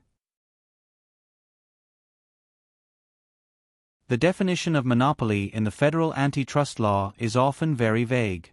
90% of industry giants will have some monopolistic behavior when they develop to a certain extent. This is inevitable. As long as no one pursues it, the functional departments of the government rarely take the initiative to find trouble. Most of the investigations of antitrust cases are actually initiated by peer companies in order to suppress competitors, but this also requires a lot of funding and connections. If you want to file a lawsuit, Firefly is definitely not short of funds. As for connections, in order to cultivate the company's spokesperson, Firefly now spends more than $5 million a year on paid consultants and official donations. The same is true for ABC. Moreover, the merger of Firefly and ABC does not violate the federal antitrust law. Even if someone jumps out to stop it, it can only play the role of delaying some time. You can't get any benefits, and you have to make two powerful enemies at once. I don't think anyone is willing to do this kind of thing where the loss outweighs the gain. Kate nodded slightly. She didn't know if she should continue this topic. There was a beeping sound from the laptop next to her, which sounded like the ringtone of a pager. Eric also looked over with some surprise and found that a dialogue window had appeared on the computer screen. Then, a line of words quickly popped up in the dialogue window. "This is the beta version. I helped you install it. How about you try it?" Staring at the name Steve in the dialogue box for half a second, Eric was first a little happy that Steve Mitnick had finally created the instant messaging software. Then, he cursed inwardly, "You actually hacked into my computer. Don't you think that's very impolite?" He quickly typed a reply, "You actually hacked into my computer. Don't you think this is very impolite?" "Oh, sorry, I just think it's more convenient to help you install it this way." Eric didn't hear any apology in this sentence. He helplessly held the mouse and began to check the various functions of the software. After proposing the idea of the instant messaging software, Eric successively passed some of the information in his memory to the other party. At this time, although the interface of the instant messaging software was a bit simple, the software functions were relatively good. There were account levels, user information settings, simple emoticons, email connections, and chat groups, and it ran very smoothly. Although Steve Mitnick was a procrastinator, his technical skills were definitely top-notch. Kate had been curiously watching the conversation between Eric and Steve Mitnick. Seeing that Eric was checking the software, she asked curiously, "What is this?" "It's a chatting software," Eric replied. "With this, you can chat with friends who are in different places through the internet." "Oh. Kate's interest was immediately piqued. She curiously reached out her small hand and typed the word, "hello," on the keyboard. She imitated Eric's behavior and pressed the enter key. Then, like a child who had seen an interesting toy, she stared at the word she typed in the window with some joy, as if she was waiting for a response. Steve Mitnick quickly replied, "What does this mean?" Eric typed back, "My woman is greeting you." Kate was just about to protest the way Eric addressed her when the other party said, "Oh, I heard you have quite a lot of women." Eric quickly grabbed the small hand that was reaching for his waist and patted it comfortingly. He complained inwardly, "Do you know how to speak? Why don't you take note of the situation?" Indeed, it turned out that the person on the other end of the internet with severe procrastination had emotional intelligence. "Sorry, this sentence seems inappropriate. Your woman isn't angry, is she?" Kate pulled her hand back and rolled her eyes at Eric. Then she clumsily typed on the keyboard and sent, "I'm very angry." The other party was silent for a while before replying, "I'm very sorry." Eric didn't want the two of them to continue their meaningless conversation. He snatched control of the keyboard and quickly communicated with Steve Mitnick with his fingertips. "Since the software has been created, let's quickly come up with a marketing plan. Also, I'll send you some of my ideas from time to time. This is only a beta version. I think it's better to launch it publicly in June. Are there any other problems?" "There are many problems. Although it has been perfected many times, there are still many bugs. I found that I have at least a dozen ways to crack the encryption system of this software. I can't think of a single way, so don't think of others as perverts like you. There are still more normal people in this world." "I'm not a pervert. I'm not going to argue with you about this. Come up with a marketing plan within a month. Also, don't forget to register the patent. As for the bugs you mentioned, they can be slowly fixed in the future. There is no such thing as a 100% perfect software in the world." "Okay," Steve Mitnick agreed. "I'll get them to come up with a marketing plan first. Also, you said that you would come to Boston for a chat. When are you coming?" Eric said, "Have you been following the news?" "Yes, it seems like you attended the Golden Globe Awards ceremony. I just happened to see it. That was more than a month ago." Eric was speechless. "I'm very busy now. Maybe I'll be free next month." "Then next month it is," the other party replied, and quickly said, "Oh, I just glanced at the Yahoo homepage. I know what you're busy with." After ending the conversation with Steve Mitnick, Eric opened his email and looked at it. Alan had already sent his schedule. "My flight is at 3 in the afternoon, Eric pointed to the form on the screen and said to Kate.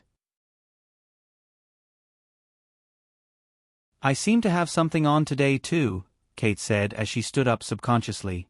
Eric shook his head and pulled Kate over to sit down again. He smiled and said, "You can't even walk properly. What else do you have to do?" Kate blushed and punched Eric. "It's all your fault." "Of course, I'm not denying this." Eric smiled and said, "Last night, you said you wanted a beautiful beach villa. Why don't I get them to send over some housing information so you can pick?" "No," Kate refused without hesitation. "I'll go back and live with Charlie." Eric nodded and said, "Okay, that's it." Kate was stunned. She thought Eric would definitely persuade her. She didn't expect this man to skip over this matter so easily. She suddenly felt a little disappointed, but fortunately, she didn't show it on her face. The two stayed in the villa for the whole morning. In the afternoon, Eric left Kate in the villa to recuperate and took a plane to New York. After Buffett and Tom Murphy compromised, there were no more obstacles to the ABC acquisition. Therefore, the ABC Board of Directors passed the transaction plan the next day. In the previous negotiation process, the two sides had reached a detailed agreement on many details. Therefore, after the transaction plan was passed, there were no internal problems between ABC and Firefly. Both sides submitted an application to the FCC, Federal Communications Commission, together. Because a lot of preparation work was done in advance, the FCC quickly approved the transaction between the two sides. However, Firefly needed to divest some of the television business that originally belonged to Disney.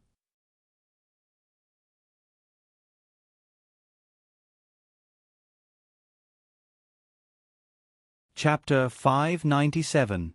Out of concern of hindering media freedom, the FCC, Federal Communications Commission, limited the number of media outlets a media company could have in the same area. In the early days, the FCC even stipulated that a television network could not have more than 2 public television stations in the same area at the same time. However, these restrictions had been relaxed with the development of time and the promotion of capital forces. Otherwise, the phenomenon of several major media companies monopolizing news channels in North America would not have occurred. However, at this time, the FCC's restrictions were still relatively strict. ABC's television network covered the entire United States. In order to pass the FCC's review, Firefly had to promise to divest a public youth television station in Los Angeles that it acquired when it acquired Disney. After these issues were resolved, the merger between Firefly and ABC was quickly reviewed by the FCC. While accepting the FCC's review, Firefly began a large-scale debt financing plan. Firefly had achieved high profits in the past 2 years, but in order to ensure the company's sufficient cash flow, Eric only planned to withdraw $2 billion in cash from the company for this acquisition. The remaining $8 billion would be raised through the issuance of bonds. Firefly and the future ABC television network after the merger both had a large number of excellent assets. Coupled with the stable operating conditions and profit expectations of the two companies, no one doubted Firefly's solvency in the future. Credit rating agencies such as Moody's maintained Firefly's credit rating at a very high AA level. Therefore, for a whole week, Eric was surrounded by executives from Morgan Stanley, Bear Stearns, Merrill Lynch, and investment banks from all over the world. After all, it involved the issuance of $8 billion of bonds. If the investment banks got the deal, the basic commission and the interest margin earned during the issuance process were enough for them to earn hundreds of millions of dollars in profit. In the 1990s, most investment banks in the United States only made about $1 billion in annual profits. In order to raise this huge amount of funds as soon as possible, Eric followed Chris's original advice and chose the 2 lead underwriters, Morgan Stanley and Deutsche Bank, to undertake the issuance of $4 billion of bonds respectively. At the same time, he raised funds in North America and Europe. He was really busy in New York for a week. Because he was surrounded by a large number of media at all times, Eric didn't even have a chance to go to Long Island to visit his son and daughter who were about to turn 1, let alone have a chance to investigate Catherine, who was also in New York. On March 21st, although there were still a lot of things to do in New York, Eric had to take a plane back to Los Angeles to attend the 66th Academy Awards. The small Gulfstream business jet owned by Firefly Company landed at Santa Monica Airport. Feeling someone patting his shoulder, Eric opened his eyes. Seeing the tall stewardess in front of him, Eric nodded slightly and stood up. During the week in New York, Eric couldn't rest until late at night. The only thing he wanted now was to have a good sleep. He walked off the plane alone with a suitcase and looked at his watch. It was already 5 o'clock in the afternoon. Feeling the warm sunlight above his head, Eric realized that the time on his watch was U.S. Eastern Time. At this time, it should be 2 o'clock in the afternoon in Los Angeles. There were only 5 hours left until the Academy Awards began. As one of the most important film award ceremonies in the United States and even the world, the stars participating in the Oscars were usually ready within a few days of the ceremony. Eric thought that it was rare to see a situation like his. He had only received a script from the Academy Awards committee 3 days ago. However, because he was discussing the details of the bond issue with the acquisition team, Eric only took a few glances at it. Now, he had basically forgotten about it in his mind. However, it was a good thing that he was going to present the Best Film Award at the end.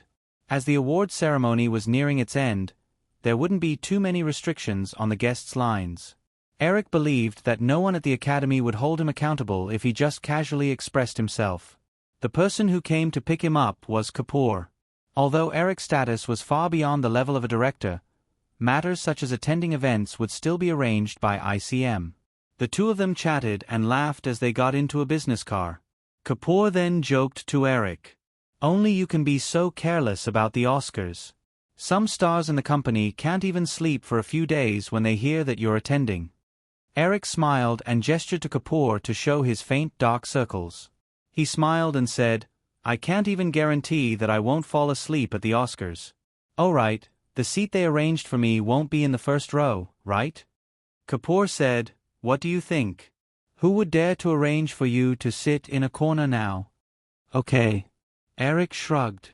"If I sleep at the Oscars, it will probably increase the ratings for the ceremony." Kapoor laughed.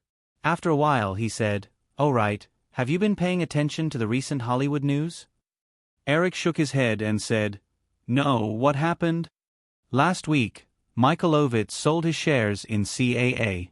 This morning, Japan's Panasonic Group announced the appointment of Michael Ovitz as the president of Global Pictures. Michael Eisner will be undergoing heart surgery soon." Kapoor paused and said, "Michael Eisner's heart problem is very serious. I heard that the success rate of the quadruple bypass surgery this time is only about 75%. Eric and Kapoor did not have much friendship with Michael Eisner. Moreover, Eric was very clear about the results of Michael Eisner's heart surgery this time. Therefore, he did not think much of it. He only asked, "Did Panasonic not ask Michael Eisner to resign?" Global's business situation has been improving for the past 2 years. As long as Michael Eisner successfully completes the heart surgery, he will be able to resume his previous work. The Japanese are also waiting for the results. I think Global will definitely be in trouble in the future." Eric smiled and said, "Although Michael Ovitz has managed CAA very well, a film company is not a management company. If Michael Eisner does not survive this surgery, then it will not be easy for Michael Ovitz to maintain the situation at Global. If Michael Eisner can successfully complete the surgery, then the situation will be even more interesting." Kapoor saw that Eric had a gloating smile on his face and asked, "What do you mean?" "Although Michael Eisner and Michael Ovitz are very good friends, this is only under the circumstance that it does not involve the power struggle of the company. Both of them are very controlling people. Once Michael Eisner successfully completes the surgery, then Global Pictures is likely to fall into an internal power struggle." Eric suddenly asked, "By the way, did Michael Eisner prepare a golden parachute employment agreement for Michael Ovitz?" In his memory, Michael Ovitz worked at Disney for more than a year and left with more than $100 million in compensation. This was because Michael Eisner had prepared a golden parachute for Michael Ovitz with a very high compensation amount. It seems so. Otherwise, Michael Ovitz would not have given up CAA so easily and joined Global Pictures.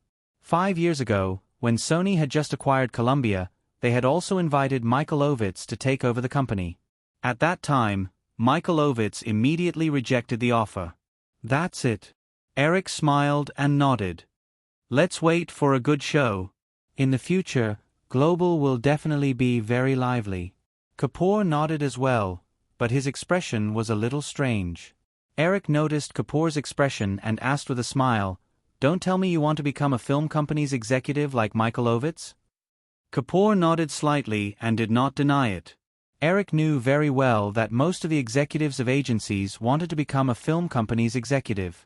This not only meant a higher salary, but also more power. However, although there were many cases in the history of Hollywood where agents turned into executives of film companies and producers, there were not many who were very successful. In the memory of Eric's previous life, only Lang Meyer, who successfully took charge of Universal Pictures, could be regarded as the head of a major film company. From the bottom of his heart, Eric did not recommend Kapoor to change careers. However, in the face of Kapoor's thoughts, Eric did not know how to persuade him. It seemed that he could only let the facts speak for themselves. "Let's talk about tonight's Oscars. I haven't been paying much attention. Which awards are more likely for Pulp Fiction? There are no big-name directors competing this year. I think Quentin is very likely to win Best Director." Kapoor also put aside the matter just now and said, "However, the most stable award should be Best Original Screenplay." Eric remembered that in his previous life, the best actor this year should have been Tom Hanks. However, because Hanks filmed Saving Private Ryan in advance, the male lead of Philadelphia Story, was changed. Eric did not see the Best Actor nomination for Philadelphia Story at the Golden Globe Awards. However, thinking of another person, Eric shook his head and said, "Then John Travolta's Best Actor should also be out of the picture, right?" Kapoor nodded. Daniel Day-Lewis lost to Al Pacino for Best Actor in My Left Foot a few years ago. This year, he was nominated for a second time. His chances of winning are much higher than John Travolta's. Although Pulp Fiction shocked the critics and film fans, there were no strong competitors this year. However, Eric eventually discovered that due to the limitations of the subject matter, the chances of this film winning an important award such as Best Film were still very low. The subsequent facts also proved this point. You're tuning in to the Narrate and Escape YouTube channel. Don't forget to subscribe and join us on this journey to catch the most captivating stories.